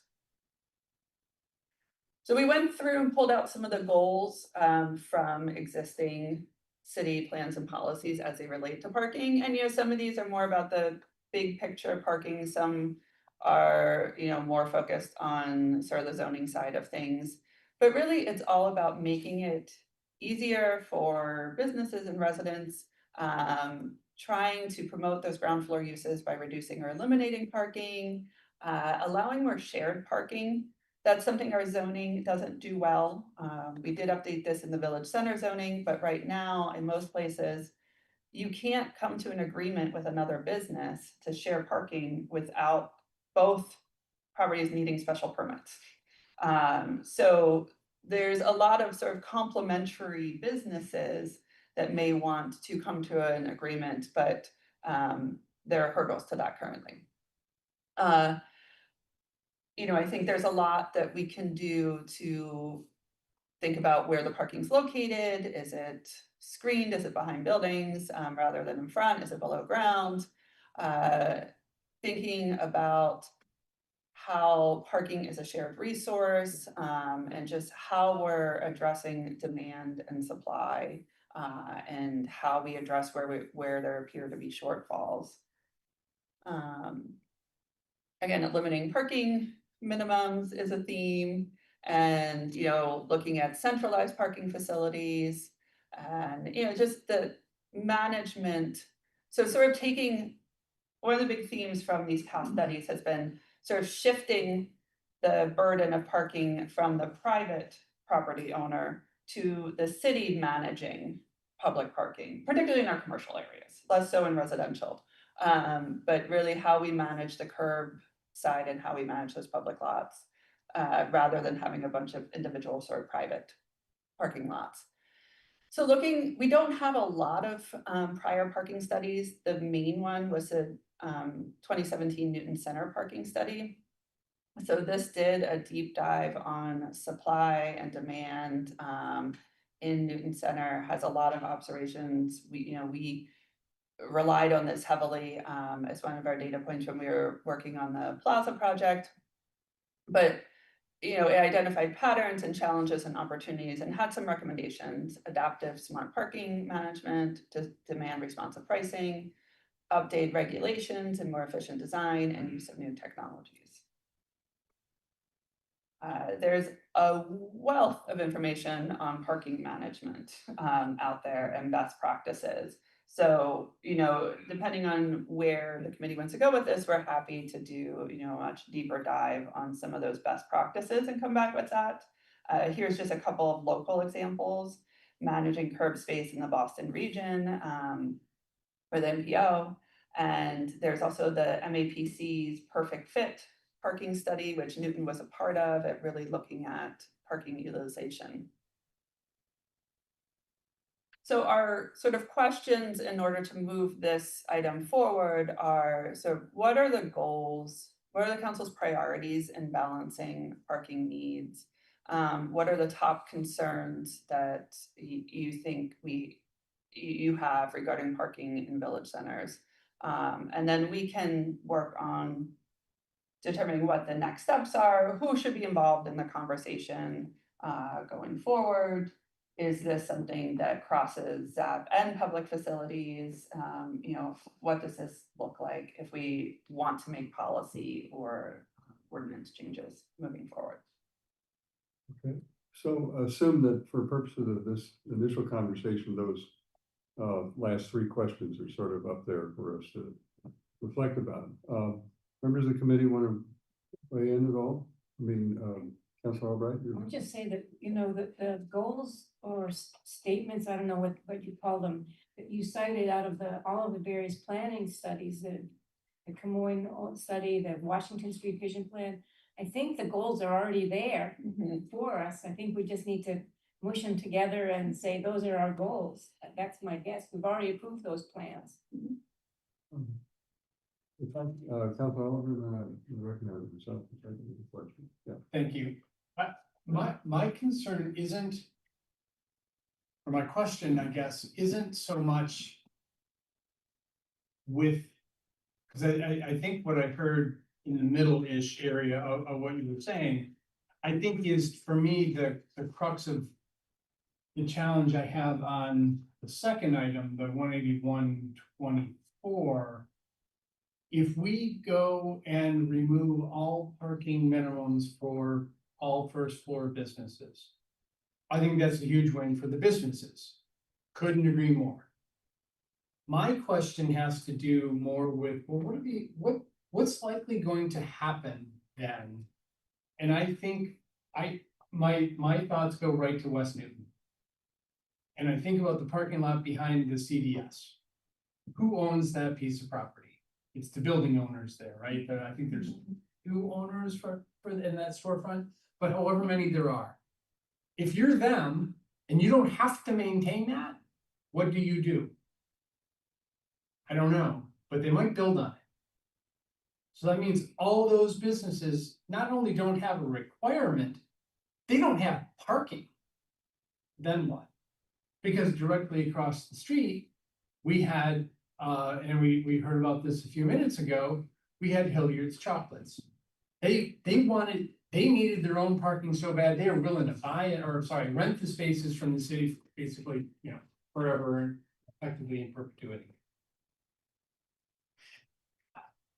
I don't think we should tackle them separately because we can't.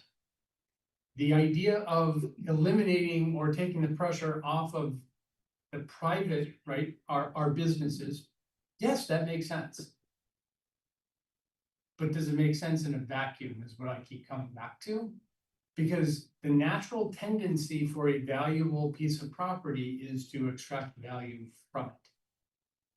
People who own parking lots in our village centers today are going to not leave them as parking lots for free for very long. That's my gut. That's my hypothesis. Could be wrong. Could be wrong.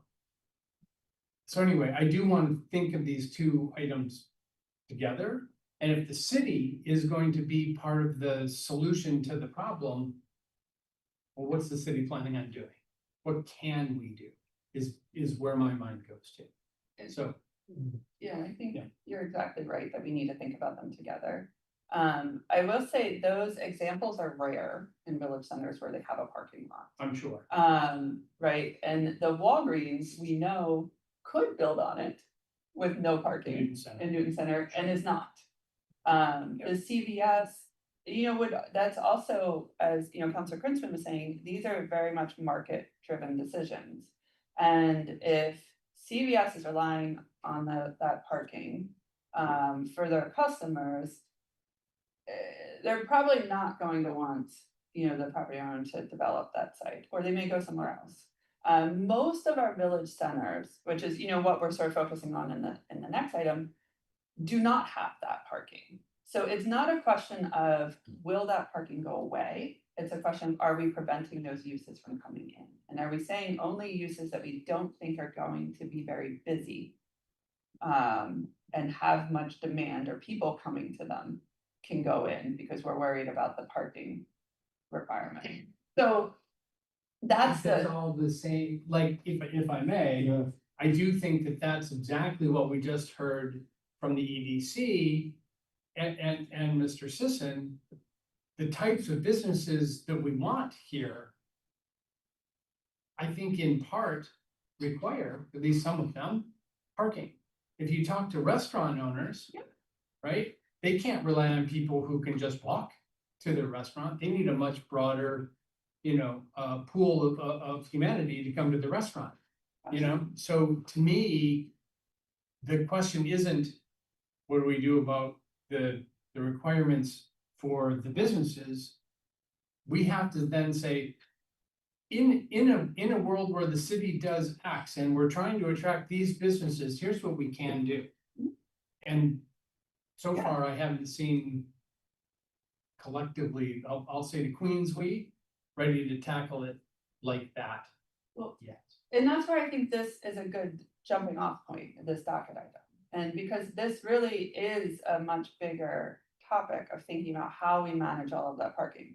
I will say there are things we can do. You know, Ms. Masler and Mr. Lamel, who's online, spent quite a bit of time looking at Newton Center and saying, where can we add parking? Where are there inefficiencies? If we want to think about a more active use in the central space of Newton Center, how do we offset that? And found 60-some spaces just in the vicinity of the village center that we've added. And those were without engineering work. So those were the sort of signage changes or some striping changes. So I think there are things we can do, taking that sort of magnifying glass to the other village centers and saying, where can we gain efficiencies? Where are the spaces much bigger than they need to be? And by bringing them to more standard size, we gain a few. Where are the streets that for some reason are not allowing parking or only allowing it during limited hours that we could address? So I think there's a lot that's, and like we were talking about with the prior item, there's sort of the short term, long term. There's some sort of low hanging fruit of where can we improve things just with signage, you know, with regulations, with some paint. And then there's sort of the bigger picture of how are we managing demand? How are we using technology? Are we doing demand-based pricing? How are we varying our parking prices? Because right now they're pretty flat across the city. Where do we need a short-term space versus a long-term space? And that's where I think is a much bigger effort, but an important one. And that's, you know, planning and DPW and all as part of that, the businesses, all part of that conversation. But there's a whole series of things that we can be doing. So if I may, sorry, just one last, you mentioned the word striping. Can I request that nobody uses that word? I'm sorry, I blacked out. Parking, Pete. That's acceptable. I was. For parking. Okay, thank you. No other striping is being proposed at the moment. Thank you. We needed that. I think we may want to segue into the other item in a minute, but before we do, let me just express one of the questions I have about the relative goals.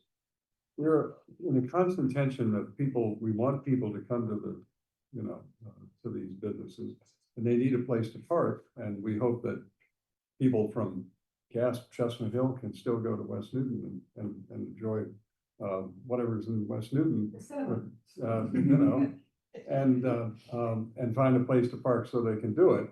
And the question is, how do we continue to maintain those opportunities or provide new opportunities? And then but there's the other part, which is the potential spillover impact into the residential area, which is one of those reasons that I think we have maintained commercial use parking requirements for so long, notwithstanding the market incentives that Councilor Krinsman has talked about, because we're worried about some of the spillover effects of people who need parking going into the residences and then having that consumer resource, which we've tried not to allocate to the commercial uses. So, you know, I just mentioned that because that's the main dimension of this. It's not strictly a commercial question. It's the fact that we are village centers, but with residences that surround them, and so that's part of what we're trying to figure out. Councilor Wright, and then I want to think maybe about Councilor Maliki back here and Councilor Gibbs. I'm sorry. Okay. Oh, okay. I'm sorry. The problem. Gallery wants to be recognized. Yeah. Well, they're certainly will. So the spillover, there is spillover in West Newton on my street in Watertown Street. Even today, there's 10 cars there. People come visit me during the day and they're like, what's going on in your street? Cause it's spillover and it's all day long. And, you know, we're getting 350 apartments, visiting them and things like that. There's just gonna be more and more parking issues in West Newton. Newtonville, there's a huge potential to explode. You know, I've gone for robotics early in the morning, pick up kids and stuff. In Star Market, there's no cars in there. You come back a few hours later, there's 70 cars. I mean, I went in there and count 70 cars there. They're not in Star Market. They're in the village centers. And then when the senior center opens, there's going to be that many people, more people there. So Newtonville is going to have a parking issue too. They're not seeing it now, but you know, and at some point, Star Market may restrict the parking in their lots. It will be a problem. So this is something that really needs to be addressed, you know, for West Newton. You know, the cinema is just so worried, you know, they're doing well, but parking's always an issue and people drive around and looking for parking and things like that. It needs to be addressed. Going to zero for not requiring any parking for businesses, I don't agree with. I think we can reduce it, but I want to be proactive as a city instead of reactive. So if some business, I don't know what business it would be, but if they're very, very car heavy, comes into the village center, they kind of suck up all the parking, and then now we gotta be reactive. So if a business like that is coming in, then I think it needs to be planned as part of the special permit, because they need some parking or whatever, and start figuring that out before it becomes a problem. I think our parking requirements are high, and I think they should be reduced, but I don't think it should go to zero. That's a complimentary item, but I want to get, let me get the comments from those who want to speak. Councilor Getz? Yeah, the two pieces that I sort of picked up on was the centralized parking facilities, because I see them in other communities, and half of them are public, you know, in terms of like the first few floors, and so that many people can go in and out. And then the rest is for, you know, either residents or businesses in the area. And I'd really like to know how we can incentivize those and sort of think through how we get them built, because I'd love to see them in village centers and off center, so that then it removes the parking need and people can actually then walk from that facility into the village, and then we can pull away from only having within the village centers the ADA, you know, and the people that are the 15-minute pickup kind of parking slots. The other thought that I was having was, do we have access to the meter data? Do we know, you know, in terms of like, you know, just because it's telling us the story right now, you know, in terms of the use and, you know, whether or not that's something I don't know that was reflected in the 2017 study. So I'd really love to know where we are with, you know, the match, you know, in the sense of what is our parking, you know, now, today. Yeah, we need to get that data from DPW, and it tells a lot of the story. It doesn't tell the whole story. What you don't capture is when people are like, what the actual turnover is. Feeding the meter. Well, feeding the meter, there's that, as well as people, you know, I often overestimate when I go, you know, I pay for an hour and I'm out in 15 minutes, and then someone else, you know, comes in there. I show up and use your 25 minutes and stay. So it's a very important piece of it, and we need to get all the data, but there are some limitations to what that's. Okay, Councilor Maliki and Councilor Luton. Thanks. I guess for Ms. Kyra, in the meantime, before we deal with the long-term parking, I'm thinking West Newton particularly, do we have, or how hard would it be to create sort of a parking map, a guide to West Newton, or, you know, any other villages for that matter? If like you did the big study and analysis and squeezed more out of the center, could the same thing be done for West Newton in terms of line spacing. Yep. Or, so that people coming from somewhere we're not familiar with the square, like coming to Westgate Cinema, which is getting more and more people and, is really, I think, kind of can be a regional draw, that they know they can come and find a place to park and sort of know where to park. And like, having grown up there my whole life practically, I kind of know I can always park on Peel Street. Now I know too. But, and I don't know if, you know, for example, Waltham Street, we added the spaces in front of the post office on Waltham Street. Yeah. I don't know if people on Waltham Street would be happy to have cars parked very far up, but it's kind of an unused, very close area that gets, when we had voting at the former Davis School, now, Family access.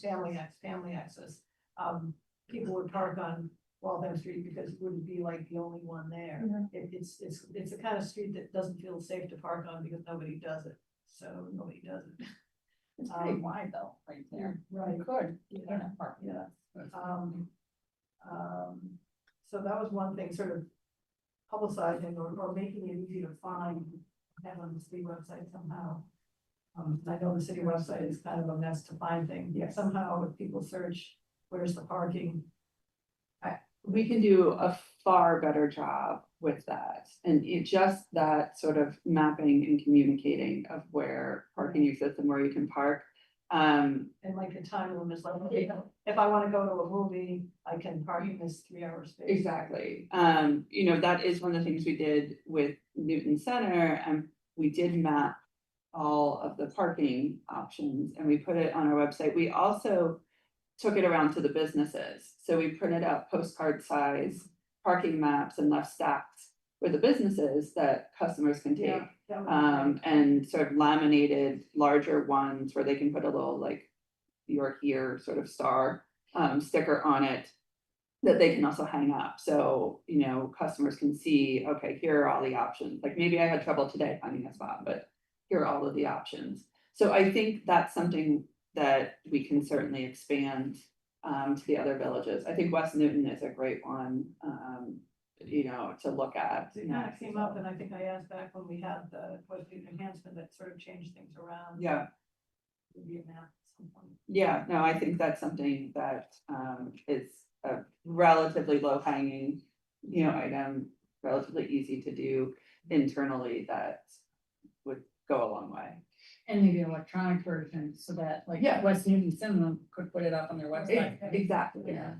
If I can just chime in, I think that touches on a really important point, which is when people are circling and experiencing the shortage of parking, are they aware of all the spaces? And is it a shortage or is it a shortage of parking where they're accustomed to parking? And sometimes it is absolutely a shortage, and just making sure that everything is understood in terms of what's available. Signage, do we need more signage or directing people to where they can park? So there's a lot that can be done there. Yeah, it was, you know, it's tricky because of all the turns you can't make, that Yeah. you're not supposed to. Yes. There's parking here, good luck getting to it. I heard someone today who wanted to know why we are redirecting traffic through the CVS parking lot.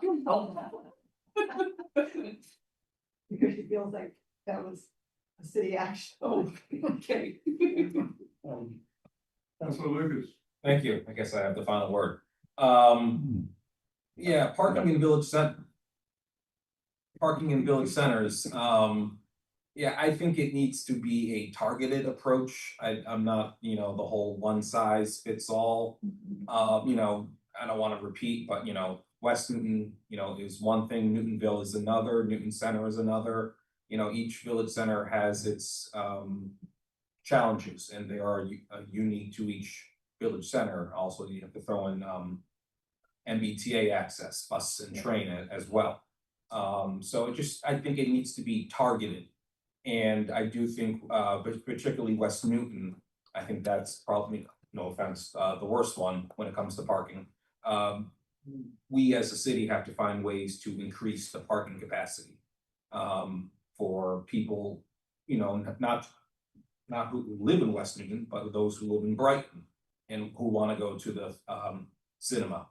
And I think we need to be conscious of that. Just basically, it's a targeted approach, and I'll leave it at that for now. Thank you. Okay, so, Counselor Farrell. oh, Councilor Farrell, I'm sorry. Just very quickly, did I hear Councilor Getz say, question about the possibility of parking facilities?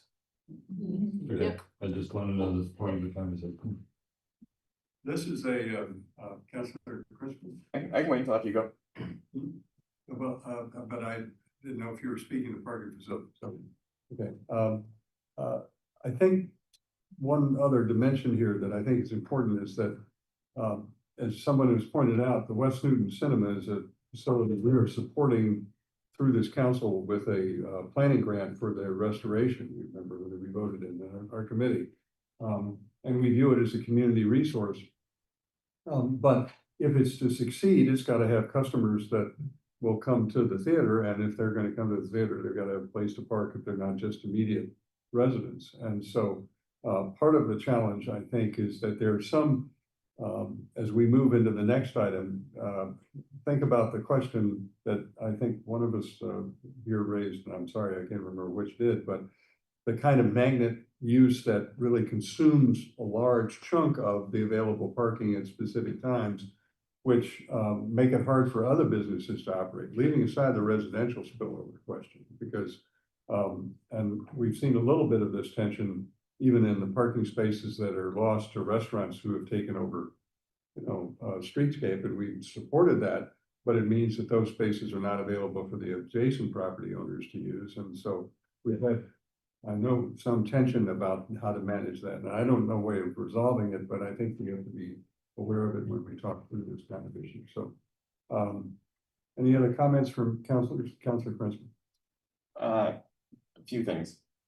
I agree with Councilor Lucas that a one-size-fits-all approach is not right. I think parking minimums are a one-size-fits-all approach. And the targeted approach is to actually allow the business to determine, because to Councilor Oliver's point, if there's a parking heavy business use that wants to locate, I think part of their calculation is where can I locate that will have sufficient parking or where I can create sufficient parking. I don't think the astute business owner locates and then says, uh-oh, I've opened the doors and now there's no place for anybody to park. I think it's part of their calculation and part of how they determine what's a feasible location. I wanted to inquire about, I think what you called demand responsive parking. Is that what we used to refer to as dynamic pricing? Yeah. Okay. Whatever happened with, because we talked about that, and this also ties into the question that I think Councilor Albert was trying to answer, which is, what are our goals? At one point, we talked about, I think, an 85% occupancy rate for parking spaces. I don't recall seeing data about, you know, to the point you were making, Councilor Getz, about what is happening at the meters. And is that still a viable goal? Do we still think that's where we want to head? And is dynamic pricing or demand responsive parking a component of that? I think these are all, you know, to the point several people are making, all pieces of the solution. But I'd like to sort of put them all together into a actual proposal that I think sets up the situation where it is welcoming to businesses to open, friendly for consumers who need to park. The problem we all run into is that every resident wants it to be easy to park somewhere, but not for everybody else, right? They want it to be easy to drive down the streets, but not for everybody else. They want everybody else to slow down. And it's kind of hard to do that, right? I don't think we've figured that out yet. But I think the answer to that is the answer about the goals. What are the goals we're talking about here? How easy do we want it to be to park in places? How easy do we want it to be for businesses to open? And do we want parking to be, how significant do we want parking to be in the calculation of a business that is looking to open or sustain in and around our village centers? Thank you. And I'd like to, if you're comfortable, move to the second item, because that's moving into this. I just say, well, there's one. I don't know that I'm comfortable, but I make a living. But there's one other dimension I do want to point out. Part of the challenge is that we're talking about the public spaces and the private businesses in the village centers. there's several regional shopping areas that have their own parking supply that are free. You know, Chestnut Hill Shopping, Chestnut Hill Square, Chestnut Hill Shopping, or on the street. Certainly the degree to which Needham Street provides store-based parking, and there are a variety of places that don't charge at all. And so one of the issues we have to sort of keep in mind is how do you keep the rest of the city competitive, so to speak, so that those store upfronts and office buildings and everybody else who are part of the village centers that are not in the sort of bigger regional or regional probably or sub-regional systems still have viability. And that's a good question. I don't have the answer for it, but I just don't want, because they're competing in an environment where that, you know, if you want to go to Wegmans, you can go to Wegmans if you can find a place to park. Okay, so I would entertain I'm gonna just let us discuss the next item, and then we'll have a motion to hold on both of those, right? And then figure out where we go. Ms. Karen?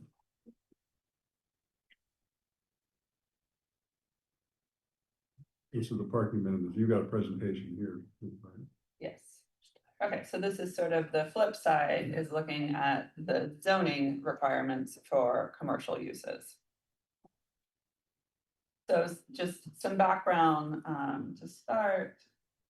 Zoning sets the number of required off-street parking stalls for different uses. This is not based on any exact science.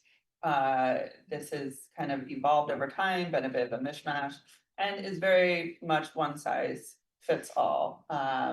The actual needs vary significantly based upon the type of business and the location. So we have broad use categories. Within those categories, there are very different businesses that have very different sort of parking demands that may be at very different times. And the location has a lot to do with this. Are you, Needham Street versus Newton Highlands Village Center? You're sort of have different expectations of parking. And, really what studies have found is that this is one of those places where our best interests are generally aligned with the market. That's not always the case, and that's why we have zoning. But individual businesses know their parking needs best and tend to either build what they think they need, but not much more because building parking is expensive, or to choose their locations accordingly.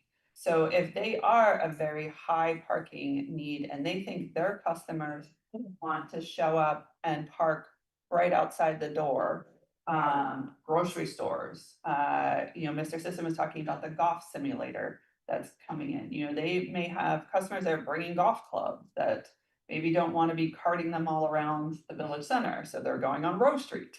The businesses tend to have a much better understanding of that than we do.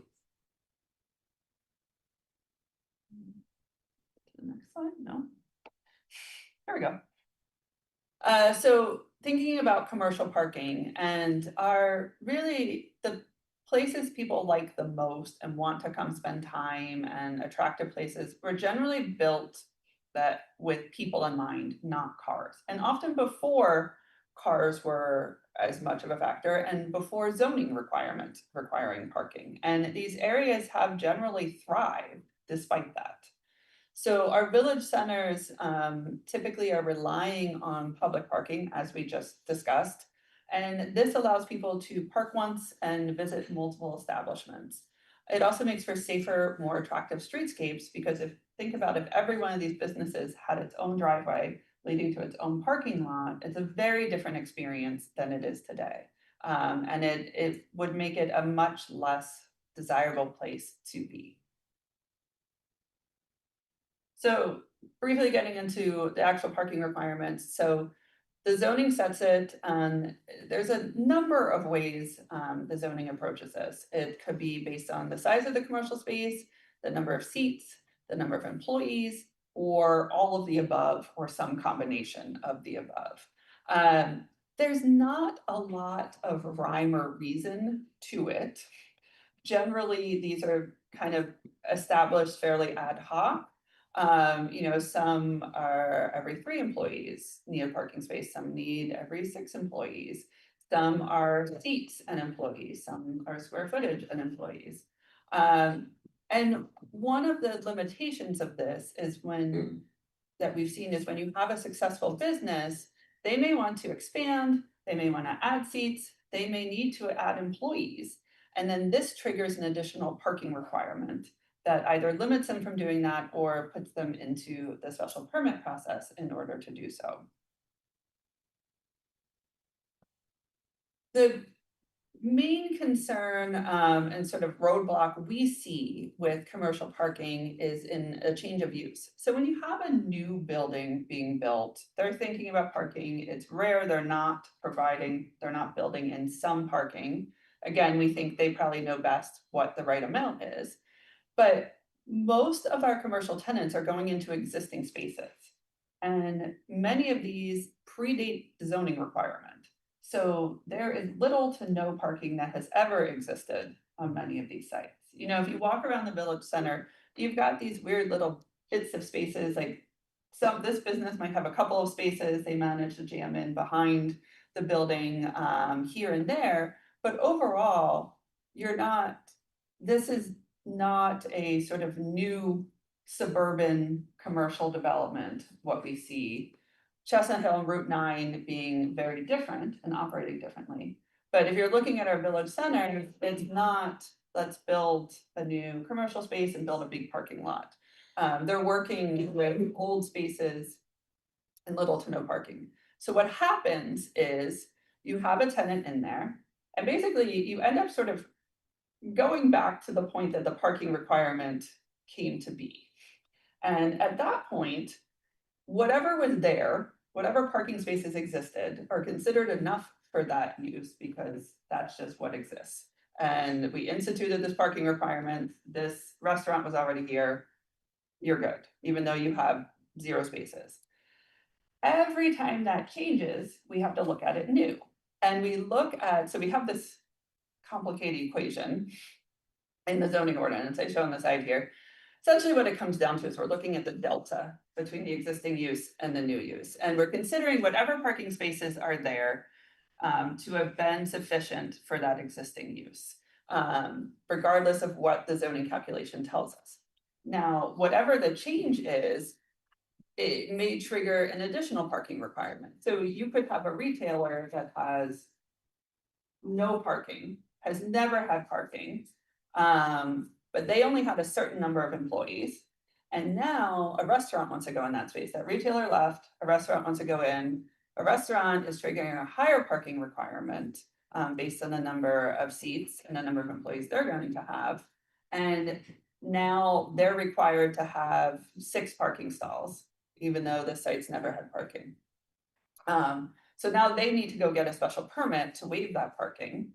And with these small spaces, we find the landlord and property owners are trying to turn these over quickly. They don't want to hold the site and not get any rent.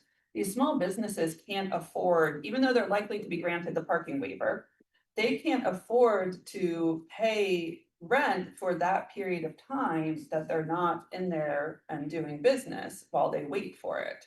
So it creates a hurdle, and we see a number of businesses walk away instead of pursuing it. There's a lot of guessing though, sounds like.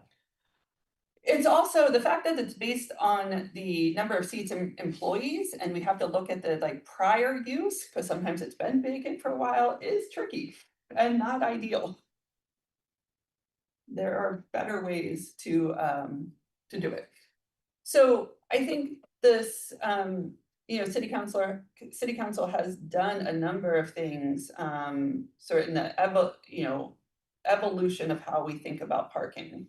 Like we said, the village center zoning did not have parking minimums for the commercial uses.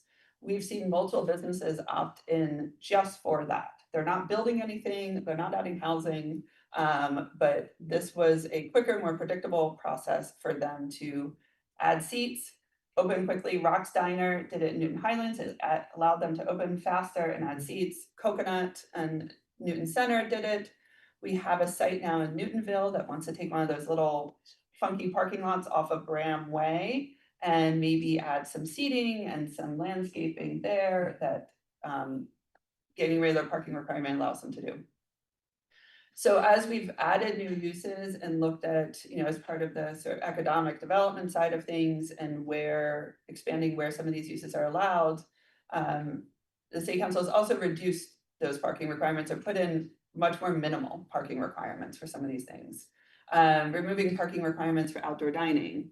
I don't know who remembers, but a while back, the land use committee granted a blanket parking waiver for Piccadilly Square in Newton Center because we have one owner who owns quite a bit of real estate there and spaces and was constantly running into an issue of, oh, this needs a parking waiver. Oh, this needs a parking waiver.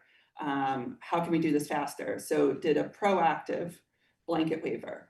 And then regular special permit requests for parking waivers for new commercial uses in existing buildings, as Councilor Albright said, are typically always granted. So we looked at a number of options. I think there's other ways you can approach this as well and sort of pick and choose from some of these, but just to sort of big picture, here are some ways that we can approach reducing or eliminating parking requirements. So option one, remove parking requirements for all non-residential uses. I think this is sort of the most drastic sort of measure is just do not have commercial parking requirements in the zoning ordinance. This makes it easier for businesses of all sorts looking to locate in Newton and existing businesses that are trying to grow. And also for new construction allows for better site design and sort of financial feasibility where you're just providing the parking you think you need. And like we've said before, private businesses understand these needs better than government. Option two, remove parking requirements for non-residential uses just in specific zoning districts. So same benefits for overall as option one, but can be more targeted to the areas where we think there's less need for that private parking. So, thinking about some of the Chestnut Hill sites differently than some of the other village centers and can be a little more targeted. Option three, remove parking requirements for just ground floor non-residential uses. One caveat here is I think we may also want to capture this sort of below grade, thinking about Newton Center in particular, some of those restaurants off of Union Street that you actually go down. But anyway, the general sense here is just that sort of active ground floor and removing those parking requirements. This is really targeting that active street life. And it could either be wholesale or just for businesses up to a certain size. You could combine it with the more geographic focus of option two. Lots of options here. Option four is just removing parking requirements for certain non-residential uses. Sorry, that shouldn't be there. And this could incentivize specific desired uses or those uses we think are more sort of complementary to the village centers, may not have as high of a parking demand. It's more targeted, and we could still keep a requirement for more vehicular dependent uses. Again, I think the market is already doing this itself, but these are sort of some initial options for ways that we could approach this. And we're happy to do further analysis and or develop some draft zoning language based on the discussion with the committee tonight. Okay, Councilor Crispin. Thank you, Chair. And thank you for that presentation. That was, I think, very helpful. I think folks know where I stand. I'm, like option one, I'm more to the extreme, but I want to ask a question because I think of myself as very reasonable. And I want to understand why I might be wrong. And so I don't know the answer to this, and that's obviously scary when you're asking a question, but you pointed out those ways in which the city council has either granted parking waivers or has granted larger parking waivers in instances, different things, and we've been more flexible on parking. What has been the downside to those actions by the city council? What were some of the problems that arose or concerns that arose as a result of those ways in which we granted the waivers or didn't require parking? I'm not aware of any, But maybe. Well, you can go first. I'm thinking one, I think it was Russian math school in Newtonville. And it was all about the parking and the drop off and things like that. And because it went through the special permit, I mean, the neighborhood was up in arms about all of it. And because the special permit, they came up with a process, this is the way the parking's gonna go, this is the way the cars are gonna go, these are the designated places and stuff, instead of just being, you know, a mishmash of anything. And that's a business, you know, a budding neighborhoods, but it is a business, and I think it was business zone. But School, it's a school, that's different. And I do, if I can jump in, want to say that schools are, I do think need to be treated differently in general, because they have very different needs. If you have a very concentrated sort of drop off pickup, and those always have been a challenge through either the administrative site plan review or the special permit process to try and come up with a, it's more about the sort of management of the pickup drop off than the true parking. But we're demand. having that problem right now in West Newton, and it's not a school, it's a robotics club. And so, but that's, you know, the neighbors are in an uproar, and it's in Trader Joe's building, but it's on the side streets and can't get through and need to do all sorts of stuff. So, I mean, there are reasons why you come out with a good solution with a special permit. You know, they just like, let's just open up and let's do it, and it really affects the neighborhood quite a bit in certain circumstances. Yeah. Mr. Chair, if I may, the one thing I would say about the waivers, it still takes 3 months. The 3 months is the killer. You have a small operator who may have to be on the hook for a lease, and they can't make 3 rental payments and pay an attorney to come to city council meetings and fill out whatever paperwork is needed for the waiver. I mean, it's just prejudiced against them. You should not have let me speak. No. The parking math voodoo. The parking math voodoo is just like, we have 3 theoretical or hypothetical numbers. We have these parking requirements, which were probably generated, I don't know, in multiple municipalities and spread like the flu after World War II.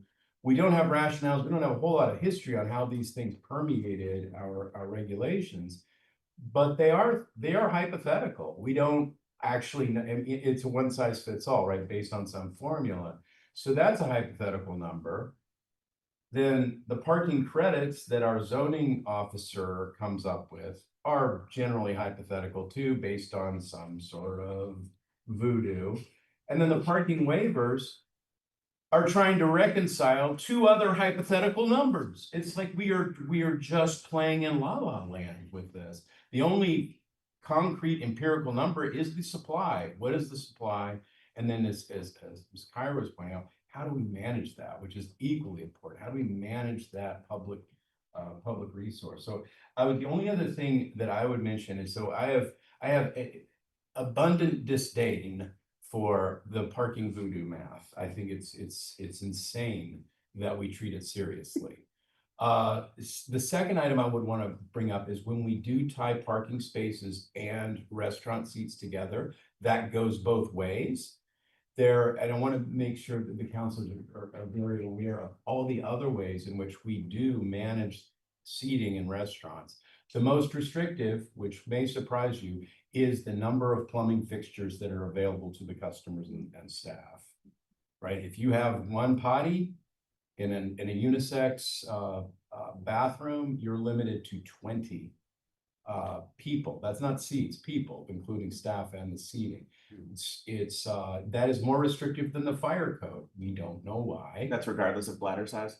That's how much alcohol is served. And we don't know. I think it may be a scheme for full employment of plumbers. I'm not sure, but it's just the fire code, and then there's the architectural access code. There's multiple levels of regulations about how many seats you can put into a space. And once that's tied to parking, it's just, if you unlink those 2 things, I just want to make sure there is still a great deal of control over the number of seats. So if the council were to reduce the requirement for parking based on seating, it would have virtually no effect on anything, except for, I think, for some small mom and pops that are limited to less than 20. because of special permit situations, but thank you, Mr. Chair, I'll hush. Thank you. There's one other dimension that we haven't talked about, but we talked about in the past, which is the real short-term use. I mean, the pickup and drop off, we begin to see the problem of people, parking to pick up stuff, their flashers are going on, and it's not being using a parking space, it's using the public street, and you can't get through. And that's not just deliveries of, truck deliveries, is it just ordinary folks who say, well, I'm just here for a minute, and of course, they're not just there for a minute, but they are, and they're blocking the street. So that's not something the zoning solution necessarily, but it does go to the nature of the use that we permit and what are its impacts and how do we manage those or prepare for those. And the conversation that Councilor Wright was talking about, which is some sort of parking plan, it seems to me is a dimension of this that it may be the parking spaces are not the question. There needs to be a requirement for a parking plan for the use to manage the use that it's going to generate, and they need to come, if they say, I'm going to need 20 spaces, how are you going to get those spaces, and what are they going to do to the next door neighbor business who's relying on the same spaces that you are?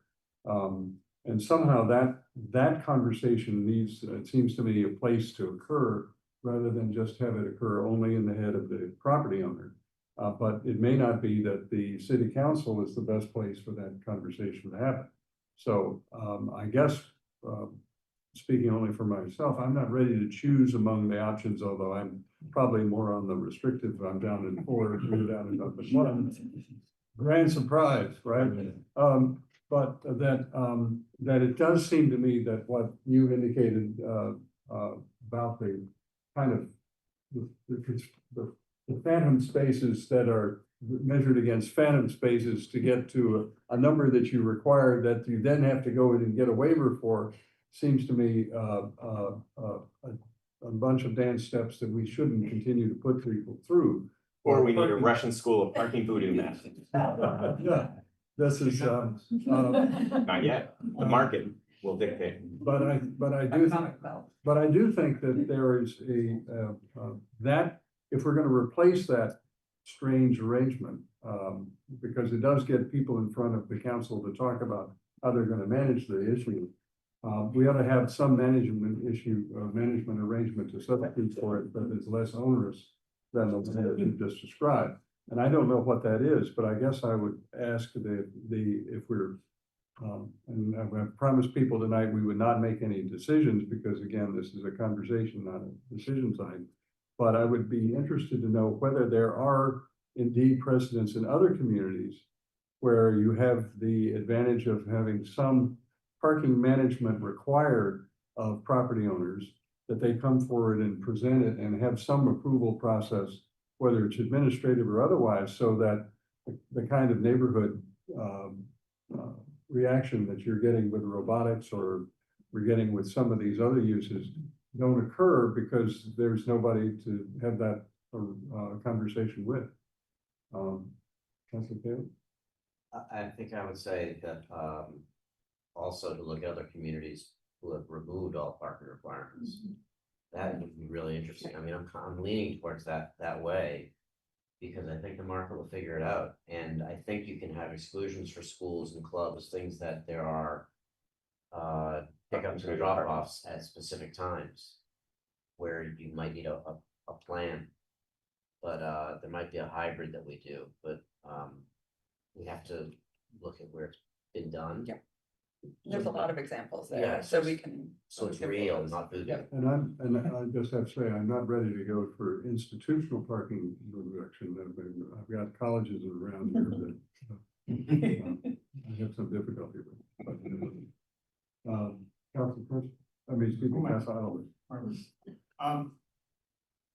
So I think the addition of your comment, Mr. Sisson, makes sense, all the sense in the world. If there is a limited amount of available parking, i.e. supply, that is, by the way, different for every village center, and it is, what's going to end up happening, I would imagine, we keep saying the market will figure it out. Yes and no, right? if we remove all required parking, I think they're gonna behave differently. And therefore, we have to be able to somehow predict best we can the types of businesses that will, as Councilor Krinsman has pointed out, if there's 50 parking spaces available publicly in any given village center, any vacant storefront will only attract businesses who don't need people to drive there. We have to figure out if we're okay with that or not. We will never see and this is a bad example perhaps, but we'll never see a new cinema show up in Newton if we don't have parking available for their patrons. Are we okay with that? And I think that's probably a more eloquent way of saying, or maybe not eloquent, I don't know. What I said earlier, all of these things tend to play together. And we like, I don't want us to simply say, well, what are we gonna do with parking? Minimums. That's not the question. The question is, what do we want to do with parking minimums, given what kind of businesses we want in West Newton versus Nonantum versus Newtonville, and right? I mean, this is, or we literally just have to go, we don't know what the market's gonna do.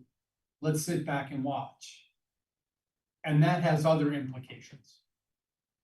Anyway, hang on a second. I want to recognize Councilor Lucas that hasn't spoken yet. Councilor Lucas? Thank you. I'm gonna throw a wrinkle into these plans here. Sorry. What plans? The options in your presentation. And that is something that we've talked about in PS&T over the last year to two, is what if the overnight parking ban is repealed? What kind of impact will that have on city streets and city parking lots? In PS&T, we've talked about if it is repealed, what do we have to do to, limit parking on narrow streets, particularly those near village centers? If it's not repealed, what are we gonna do to make it more liberal to allow folks to park on streets overnight? And how does that play in to the village centers? So just wanna put that out there just so everyone is aware of what other committees are talking about, because parking, I mean, land use, ZAP, real property reuse, PS&T, everything except PS talks about parking. So yeah, it's one of those issues. When I first ran for this job, somebody said, you're gonna listen to a lot of conversations about noise and traffic. They were right. You're right. We haven't talked about noise once. Well, Councilor Krinsman, and then Councilor Taylor. So I want to respond a little bit to what Councilor Oliver said. I don't entirely disagree, but I think it's a little different.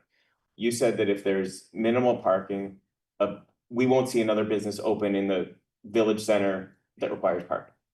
Or, I'm sorry, I don't want to actually say, what was it you said? If there's a finite amount of parking in any given village center, it will control the types of businesses that will make a decision to move in there. Yes, I agree with that. And what I think it says is that it is more difficult for a business that requires parking to move in there. It is easier for a business that does not require parking to move in there. Correct. And I want to remind us all that with parking, the one thing that definitely comes with more parking is more traffic. We know that. We know that for a fact. And one thing we are all struggling to control and support our residents in controlling is traffic, right? Washington Street, in and around the area. The easier you make it to park in West Newton Square, the more cars you're going to have coming to West Newton Square, okay? That doesn't mean you don't allow any cars. It just means it's part of the calculation. And you have, if you set up the dynamics in and around our village centers, where there is either less parking available or we encourage businesses that don't require parking to open, and we have a little bit more housing in and around those village centers, you can actually support those businesses without increasing traffic in and out of those village centers and making things a little bit better for the people who live. Until In my they- opinion. Until they have to leave the village center to go to the doctor, get to work, take their kids to soccer, and they have a car anyway.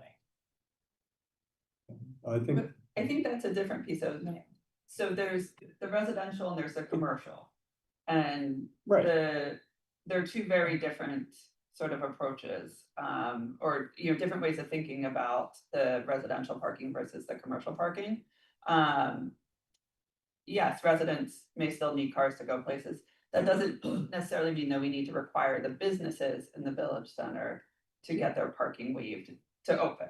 I think the residential is a separate piece and more impacted by the winter parking ban than commercial uses. We don't have many overnight commercial uses. so, Agree, and I agree that it's all part of the same, you know, should be so- part of the same Like- analysis and they should all be factored into one another. so, part of the calculus that I'm hearing though is that we have the Newton villages, but one of the aspects of the Newton village system is that we just discussed about why it's fun to go from one village to another. You know, if we just say we want each village to be sort of self-contained, and we build the housing and everybody stays there, then they don't need any parking, and that's fine. But if you want to go to West Newton, from Newtonville, you know, and go to the theater, we want to have the opportunity to do that, I think. And so part of the challenge we have is that the experience that our community has found attractive is that the villages are available to everybody. They're not just available to those that live in the village. And so a solution that doesn't recognize that, and I think is important, although I understand Councilor Kritzman's point that if there's more housing and they generate a business for the local businesses, that's great.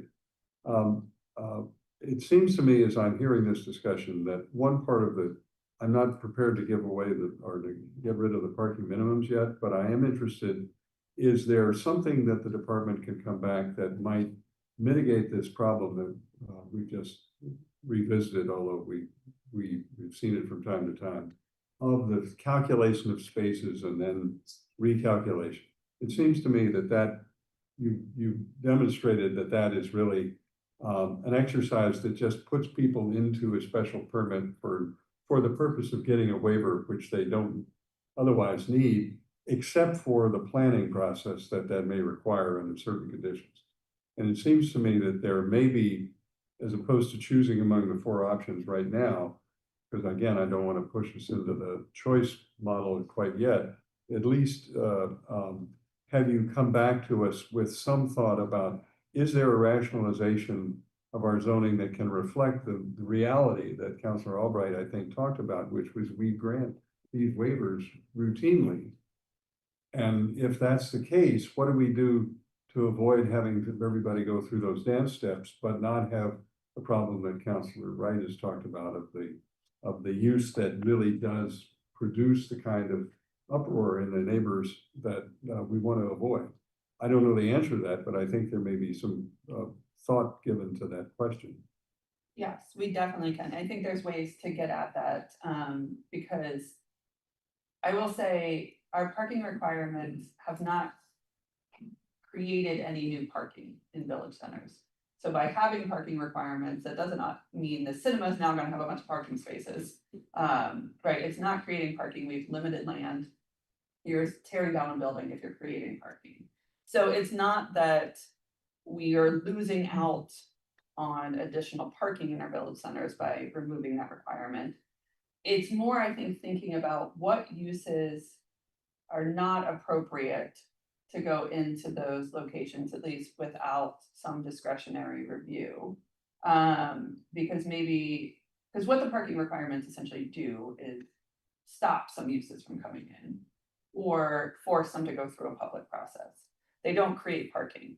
So we can think about coming at this, you know, maybe a couple of different ways and carving out those uses that maybe should still trigger a special permit for parking review. Looking at a maybe administrative process for parking management, because even like the Russian School of Math, having a parking requirement didn't force them to create more parking. It forced them to think about how they're managing their parking. So I think thinking about those uses that have unique parking management, pickup, drop off uses and sort of pulling them out, thinking about an administrative process. And then thinking about where we can eliminate the parking requirement, because all it's really doing is causing them to come in for waivers that are granted. And simplifying the math. I think one big thing we can do is to look at different uses sort of on an even playing field by looking at square footage. Rather than seats here and employees there and square footage here. And you know, that's part of what triggers that complicated voodoo math. So I think we can sort of take all of this and come back with a more sort of comprehensive proposal. That's not necessarily one of the options we presented, but bits and pieces. Okay. Does the committee feel comfortable with that for a start? Yeah, Councilor Jones? One other thing, for different village centers, I don't know if you could consider different parking requirements or meter times based on the fact that like West Newton is a real problem. You know, are there different approaches for different village centers? And I don't want to get into micromanaging the village centers, we're not in the Soviet Union. But I want to make, but that might be one way to look at it. Yes, and I think on the public side, I think from a zoning requirement, I don't know that we want to say these uses can go into Newtonville, but they can't go into West Newton. But what we could do is look at the unique sort of parking supply and needs of each village center. You know, West Newton, I think, is a good one to sort of delve into and study next. And, you know, you're balancing limited supply or perceived limited supply. You have the cinema that you want to support that is, you know, probably going to need more than 2-hour parking. And so, like, you want to go to dinner and a movie in West Newton, you need to be able to park for a decent amount of time. So thinking about those needs and how you're adjusting the short-term versus long-term timing of parking, pricing of parking, location of parking. Can we incentivize people to park at the T lot that can and can walk? You know, I think there's a lot of things we can do on the public side. I don't think that necessarily should prevent addressing the zoning requirements. And I don't know that looking at the zoning, looking at different villages differently with the zoning is necessarily the best approach. But I think from the public side, for sure, we should be looking at the village centers differently. So I'd like to move on to the next item if we can, unless, Councilor Wright, you want Just real quick, dinner and a movie is not a problem, because the meters stop at 6. Right, right. All right, Oh, look at my matinee and lunch. So let me move to, yes, yeah, Councilor. Along the same lines of making a quick suggestion, a ton of people do not know that there's public parking in Newtonville. They say, well, that belongs to the residential. Yes. So better signage. Agreed. So I think you've got a sort of a rich menu of responses that may not be directly responsive to your memo, but to the conversation, I think. And I'd like to have a motion to hold on both of these with the conversation continued. So I have a motion to hold. Okay, all those in favor say aye. Aye. Okay. All right. Susan, your sentence is not up yet. Yeah, we're moving into MRT, which has the word residential in it. Good evening. Good evening. All right. So this item, let me read into the record. 2625, discussion and possible ordinance amendment to remove the minimum parking requirements from the multi-resident transit zone, MRT zone. Councilor Krinsman, Bixby, Kalis, Albright, Downs, Lippall, and Farrell requesting discussion and possible ordinance amendment to remove the minimum parking requirement in the MRT zone adopted as part of the Village Center Overlay District Work. The discussion should include an analysis of the benefits and detriments of the minimum parking requirement, including compliance with state guidelines. So, now this is more of the same but different. So you want to tell us about this one? And please identify yourself for the public, just so we know who you are. Hello, my name is Norma Massler. I am a senior planner on the Long Range team here in Newton. Yes,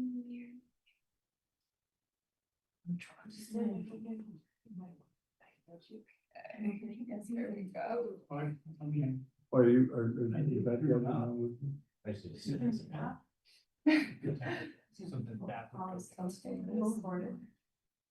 We're trying to figure out, it's like glowing. Yeah, it does go right in this, no, not here, it's right to you. It's really nice on this side. Yeah. It's picked the wrong spot. Place I know, it. it's funny. This strikes me as a zoning question. Yeah. What's on you, Ashley? Is on nine. We have a pause, we have a technical pause here, folks. That was at 7. Like, we could switch. I'm gonna, I'm gonna make a comment for the members of the public who are watching, and then the part of the, we've talked about a bunch of things, we haven't decided anything, but if people have comments or thoughts, I would ask them to provide them to the committee through our clerk, Ms. Holden, so that we'll have the benefit of that information at a later time. We take these up. You're always welcome, Tom. Okay, are you ready now? Ready to go. So today we'll be introducing this topic, starting with the docket item that prompted this presentation. We'll briefly go over the current regulations for parking and MRT. We'll look at a couple of case studies of MRT projects that are in the permitting process or have been recently permitted, focusing on the site plans and parking. And then we'll talk through a couple approaches for proposed changes. The chair read the docket item 2526 to discuss and possible ordinance amendments to remove the minimum parking requirement from the multi-residence transit MRT zone. The current parking requirement for MRT is 1 stall per unit for new buildings and 1/2 of a stall per unit for adaptive reuse, as you see here. And to see how this regulation functions on the ground, we looked at 3 case studies. First, we have 4749 Chase Street, which is 8 newly in the process of being built homes in 2 buildings. 8 parking spaces were required given the 1 per unit regulation, and 8 parking spaces were provided. All 8 were accessed by 1 curb cut.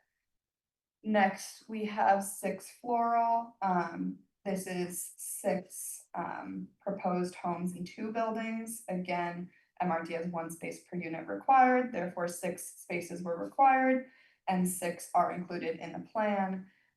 But unlike the Chase Street example, these are accessed by 3 different curb cuts on the site. And then we have 424 Newtonville, which is adaptive reuse. This went from 3 to 4 units, and given the space requirement of 1/2 space per unit, only 2 spaces were required, but 6 parking spaces were provided. It's my understanding that that is the same as was existing on the site, and they largely did interior work, so the site plan remained largely the same in that case of adaptive reuse.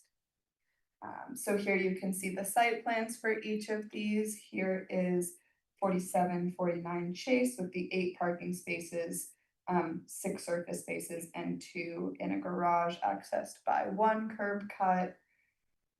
Here you see 6 Floral. This is 6 parking spaces, as you can see, much more dispersed throughout the site, accessed by 3 different curb cuts, 2 on Hyde, or 1 on Floral and 2 on Hyde. And then last you can see 424 Newtonville with the existing parking and curb cut remaining.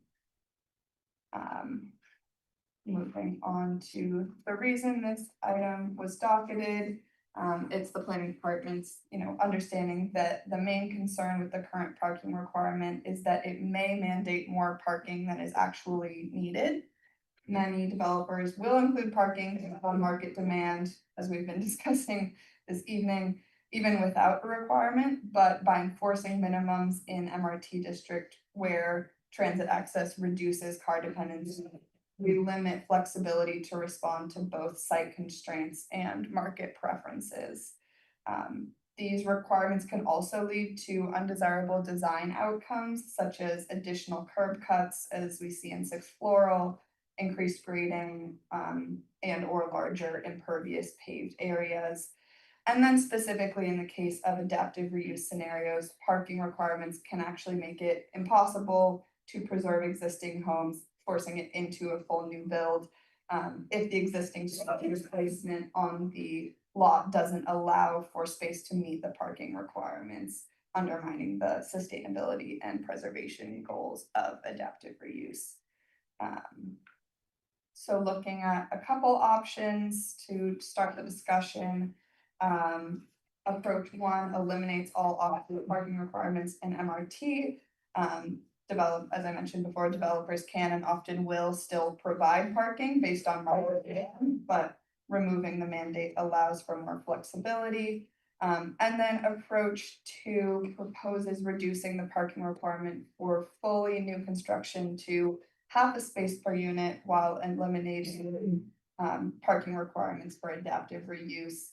Lowering the requirement for new construction allows more flexibility to respond to those site-specific constraints, and then removing the requirement for adaptive reuse helps avoid that scenario of unnecessary site alterations or demolitions when space is needed, even though many of these projects will likely include parking. So with that, thank you very much for your attention, and we welcome the discussion. Okay, now, I think it's important just to clarify for the outset, the scope of MRT. Because again, this was part of the work we did in the last term, but what scale are we talking about in terms of number of parcels in the city and the location of the MRT zones? Because again, the general public may not be aware of that, and it's a good idea for us to know what we're talking about in terms of scale. If you can clarify that. I think you have an MRT map here somewhere. Yeah, we can pull that up. I'll defer to Zach and Jen as the COD MRT experts. Yeah, I can look for, unless Zach, Mr. Lamel has this information at his fingertips. I can look and see if I can pull it. I have a rough number. Hi, everybody. Happy to see you all. It's under 1,000 parcels, but I think it's between 900 and 1,000 parcels that are located around the village centers that have access to public transit. To show that geographically, MRT is here in green. Yeah, so it's just the village centers that are on the green line or commuter rail, and then little thread that we needed to connect Newton Center and the Highlands. A little bit of Newtonville. And a little bit in. Yeah, there's a little bit in each of them, or Auburndale, I don't think has any. Look like it. Yeah, the most is around Newton Center, Woburn, Newton Highlands, Elliott. It's a contiguous zone. We needed, yes, that contiguous zone we needed. But yes, there is some in Newtonville and a small amount in West Newton. So the question that Councilor Lucas asked earlier about what happens when the overnight parking ban goes away, if that goes away, I mean, part of the rationale for requiring parking is to make sure that the demand is met on site rather than off site. But I guess that would be a question I would have, if you do away with these, there's a difference between making the distinction between the new construction and adaptive. That I understand that, but I guess part of the rationale why we kept it, if I recall the conversation in the committee at the time, was because we didn't want people essentially putting all of their cars on the street rather than taking care of them on site. And that's the rationale for it. Now, we can change that, but that's why I thought we kept it in when we did this whole process a couple of years ago. Anybody have any Further comments, Councilor Prince? Sure, I have some thoughts about this one. I've made my thoughts clear on parking generally, but let me speak to it specifically in terms of the MRT zone in the residential scenario that we're talking about. There is what zoning does is sets up the conditions for the future, right? And what we want to incentivize or disincentivize in the future. And again, as I've said, I am interested in controlling traffic, in limiting traffic, and in limiting the use of automobile single occupancy vehicle trips in and out of the city and around the city. I use my car and I drive all around the city, and that's the lifestyle I live in. That's the lifestyle I chose to live when I moved in here, and I continue to live. And I think many of us live that, and that's fine. What we're talking about now is zones that allow for developing housing in and around our commercial centers. And many people are choosing to live a different lifestyle than the one I am living right now in terms of automobile, which is they live in a place that is in and around a lot of the things that they do on a day-to-day basis, work from home, shop down in the village center, do your errands in and around the village center. And then in that instance, like Councilor Oliver said, when you need to go to the doctor, or you need to go to some other place further away, you take a Lyft, or you take an Uber, or you take the T to work, or you take the T to someplace else. Those individuals do not require an automobile. The zoning requiring people to build parking spaces encourages more people to come in and have a car. It does not allow for the possibility that a developer may want to develop additional housing that encourages people to come without an automobile. Removing the parking minimum would facilitate that. It wouldn't mandate it. It would facilitate it, and in some ways, it would incentivize that lifestyle, which benefits everyone. Sorry, benefits everyone who is looking to minimize traffic in and around the village centers while supporting our businesses in the village centers. Other comment? Councilor Oliver? I mean, that's it. Oh, well, then I'm in full spoken. support of the comment. No, yes, and would love to understand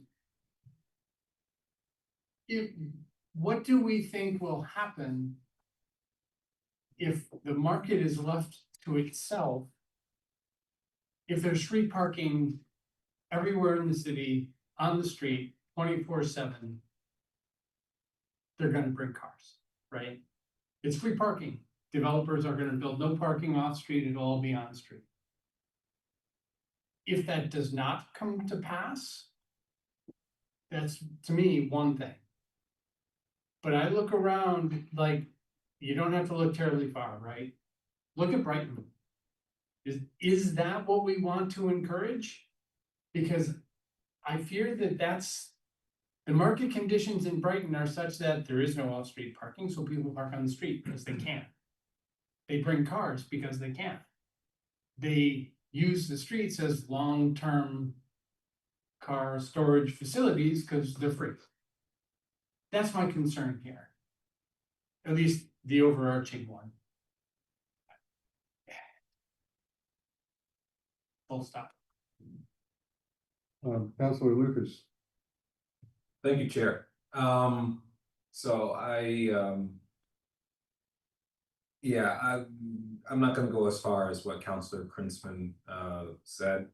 What we did last term with the BCOD, and particularly this issue parking requirements, it was a compromise, what we did a couple of years ago. I mean, I got some things that I wanted, there were some things that I didn't want in the BCOD, and I'm sure that was true for all city councilors. And I think we should own that. Because if we start picking away the pieces that, for example, Councilor Krinsman doesn't like, I think you're gonna see other proposals to the BCOD to change it to what, I might like.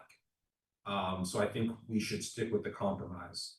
The other issue is the overnight parking ban. I don't know how that's gonna play out.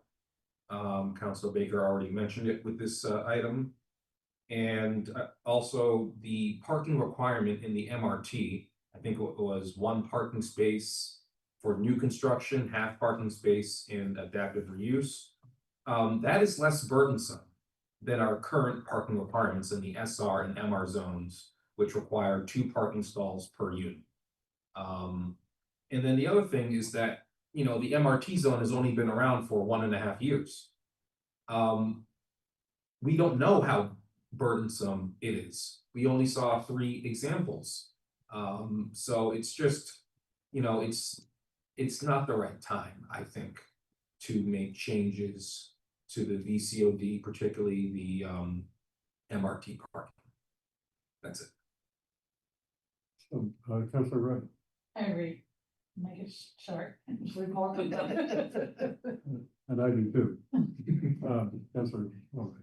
Is there any way of getting anybody's experience? Well, first of all, on the ones that we've got, if they're not open yet, so we don't know who's gonna move in. But is there places that have done away with parking minimums, maybe as you do that research?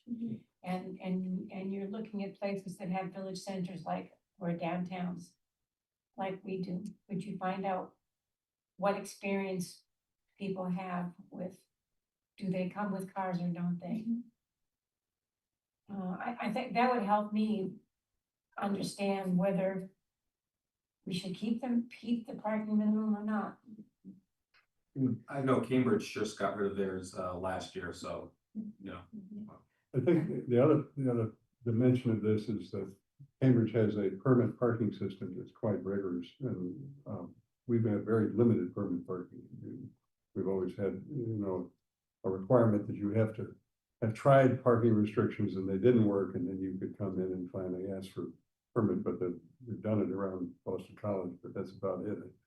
Councilor Guest, you want to? The only thought that I'm having, and I agree with Councilor Lucas, you know, I sort of feel as if you have to remember where we were in terms of where you guys were in terms of making that decision, and what the compromises were.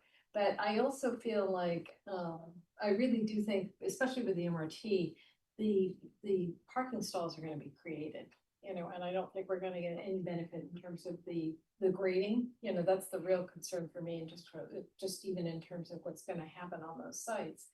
And then I think where it is geographically, the zones, those are places that you really do not want to have the cars on the streets, like all of Route 9. That zone is just, the cars are canned. Yeah. I'm just thinking that it's, they would. Just saying, yeah, no, but it's just, those lots are going to have parking created. You know, in the eventual, yeah, and So- even in the Highlands. It's somewhat late and it's 10 o'clock and I want to just, I don't hear a groundswell of support for this change at this point, but again, I didn't want to make decisions tonight because it is July. What I'd like to do is hold the item, and we're going to get a conversation further on the parking as we go forward, and maybe this will feed into that. But I'm sensitive to the fact we've been through this recently, and I don't, you know, within 2 years, and I don't want to revisit that quite yet. That's just my own sense. I don't mean that the Councilor Crispin's point is not have some appeal to me, oddly enough, which you maybe find surprising. You may find surprising that I think a lot of what Councilor Lucas said had merit, and you know, it's worth holding, it's worth seeing how this works, and it's worth also seeing what happens with the overnight parking ban, because there are other ways to deal with that. There are still parking restrictions that can be put in place, but I do think they are part of a conversation that requires comprehensive solutions, and I am interested in that. I'm not interested in doing something just because it's what I want, but I would like something that makes sense. Yeah, okay. So I'd entertain a motion to hold on this item. So moved. Okay, all those in favor will say aye. Aye. Opposed? Ayes have it. I just want to mention that we have the inclusionary zoning items, we need to set a public hearing for these. And, what's our date for that? September 25th. September 25th. So I would like to, have the committee vote to allow me to set, the public hearing at the next council meeting. All those in favor? say aye. Aye, okay. I'm gonna ask the vice chair to do that because I'll be out of town, but we will be here. That's Thursday. Thursday. Yeah. So. Okay. All right, and I think that does it tonight. I want to thank the planners for being here. Mr. Sisson is absent, but I want to thank him for being here, for all the members of the public who are patient to watch and listen in. We thank you. And anything, excuse me, there's one other matter. Unfortunately, for the members of the committee, I'd hoped to avoid a meeting in August, but we have appointments that the mayor has made for the Berto Commission and also a couple of appointments for the Historical Commission, and we have to act on those before the council, otherwise they take effect automatically. And I don't think that's wise policy for us to do that, so I'm gonna look for a date in August, maybe the 4th, maybe the 6th, when we could have a virtual meeting, because I don't want to ask anybody to come here for that. I know. I'm so committed to being here in person.